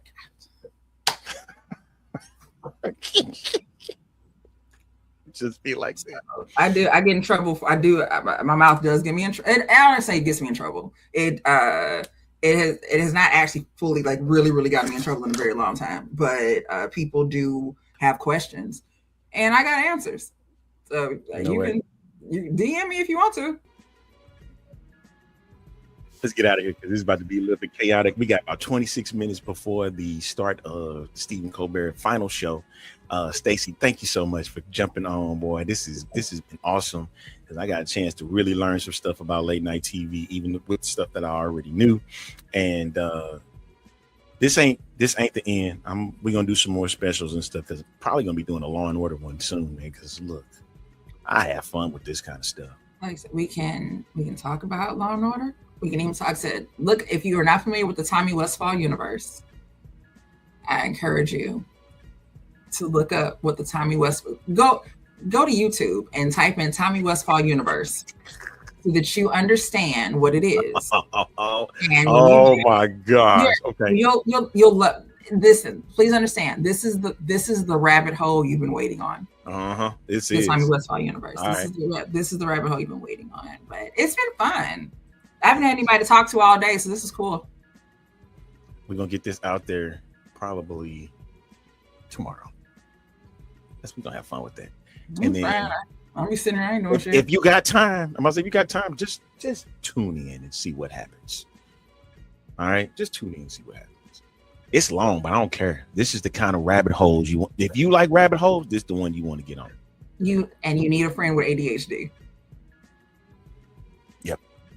Because one day I gotta have a conversation about game shows and black folks on game shows. That's another. I can't. One day, Jesus. Because black folks on game shows is what you need for your game show. I'll tell you that right now. Well, we do make things better. You're not wrong. Give you ratings higher than you ever expected. You need a black person on your a real one. Don't get somebody that you can mess with. Let them be themselves. I guarantee you, it will be one of the highest rated shows you want to see on your television. All right. So for Stacey, the A Train, turn your head away because it's about to go down. I'm giving you warning. What's about to happen? Yep. Close your eyes. This is the A Train Show special tribute to late night TV. Enjoy the final show of Stephen Colbert of the Late Show franchise. Right. Be sure to listen to I Only Listen to 90s Music. You can find us on YouTube or anywhere that podcasts are streaming. We currently have a couple of things that are out there, and we can also find me on the Instagram or the Threads or the TikTok, and it's Stacey Adamz, Stacey with the E, Adams with a Z. You see it. You should see that. It's not hard to find. But I don't is everybody watching? Are people listening? I don't know. Look. This is my sign off. We got people to listen in their core. So I'm saying Stacey with the E, Adams with a Z, Stacey Adamz. So long. Hey, Stacey will be back. We'll find a way to get it back. I ain't doing shit. I'm unemployed. We'll see y'all. A Train Show special is out. Hey, Doc is back on Tuesday. We'll catch you then, 12 o'clock noon. See y'all later.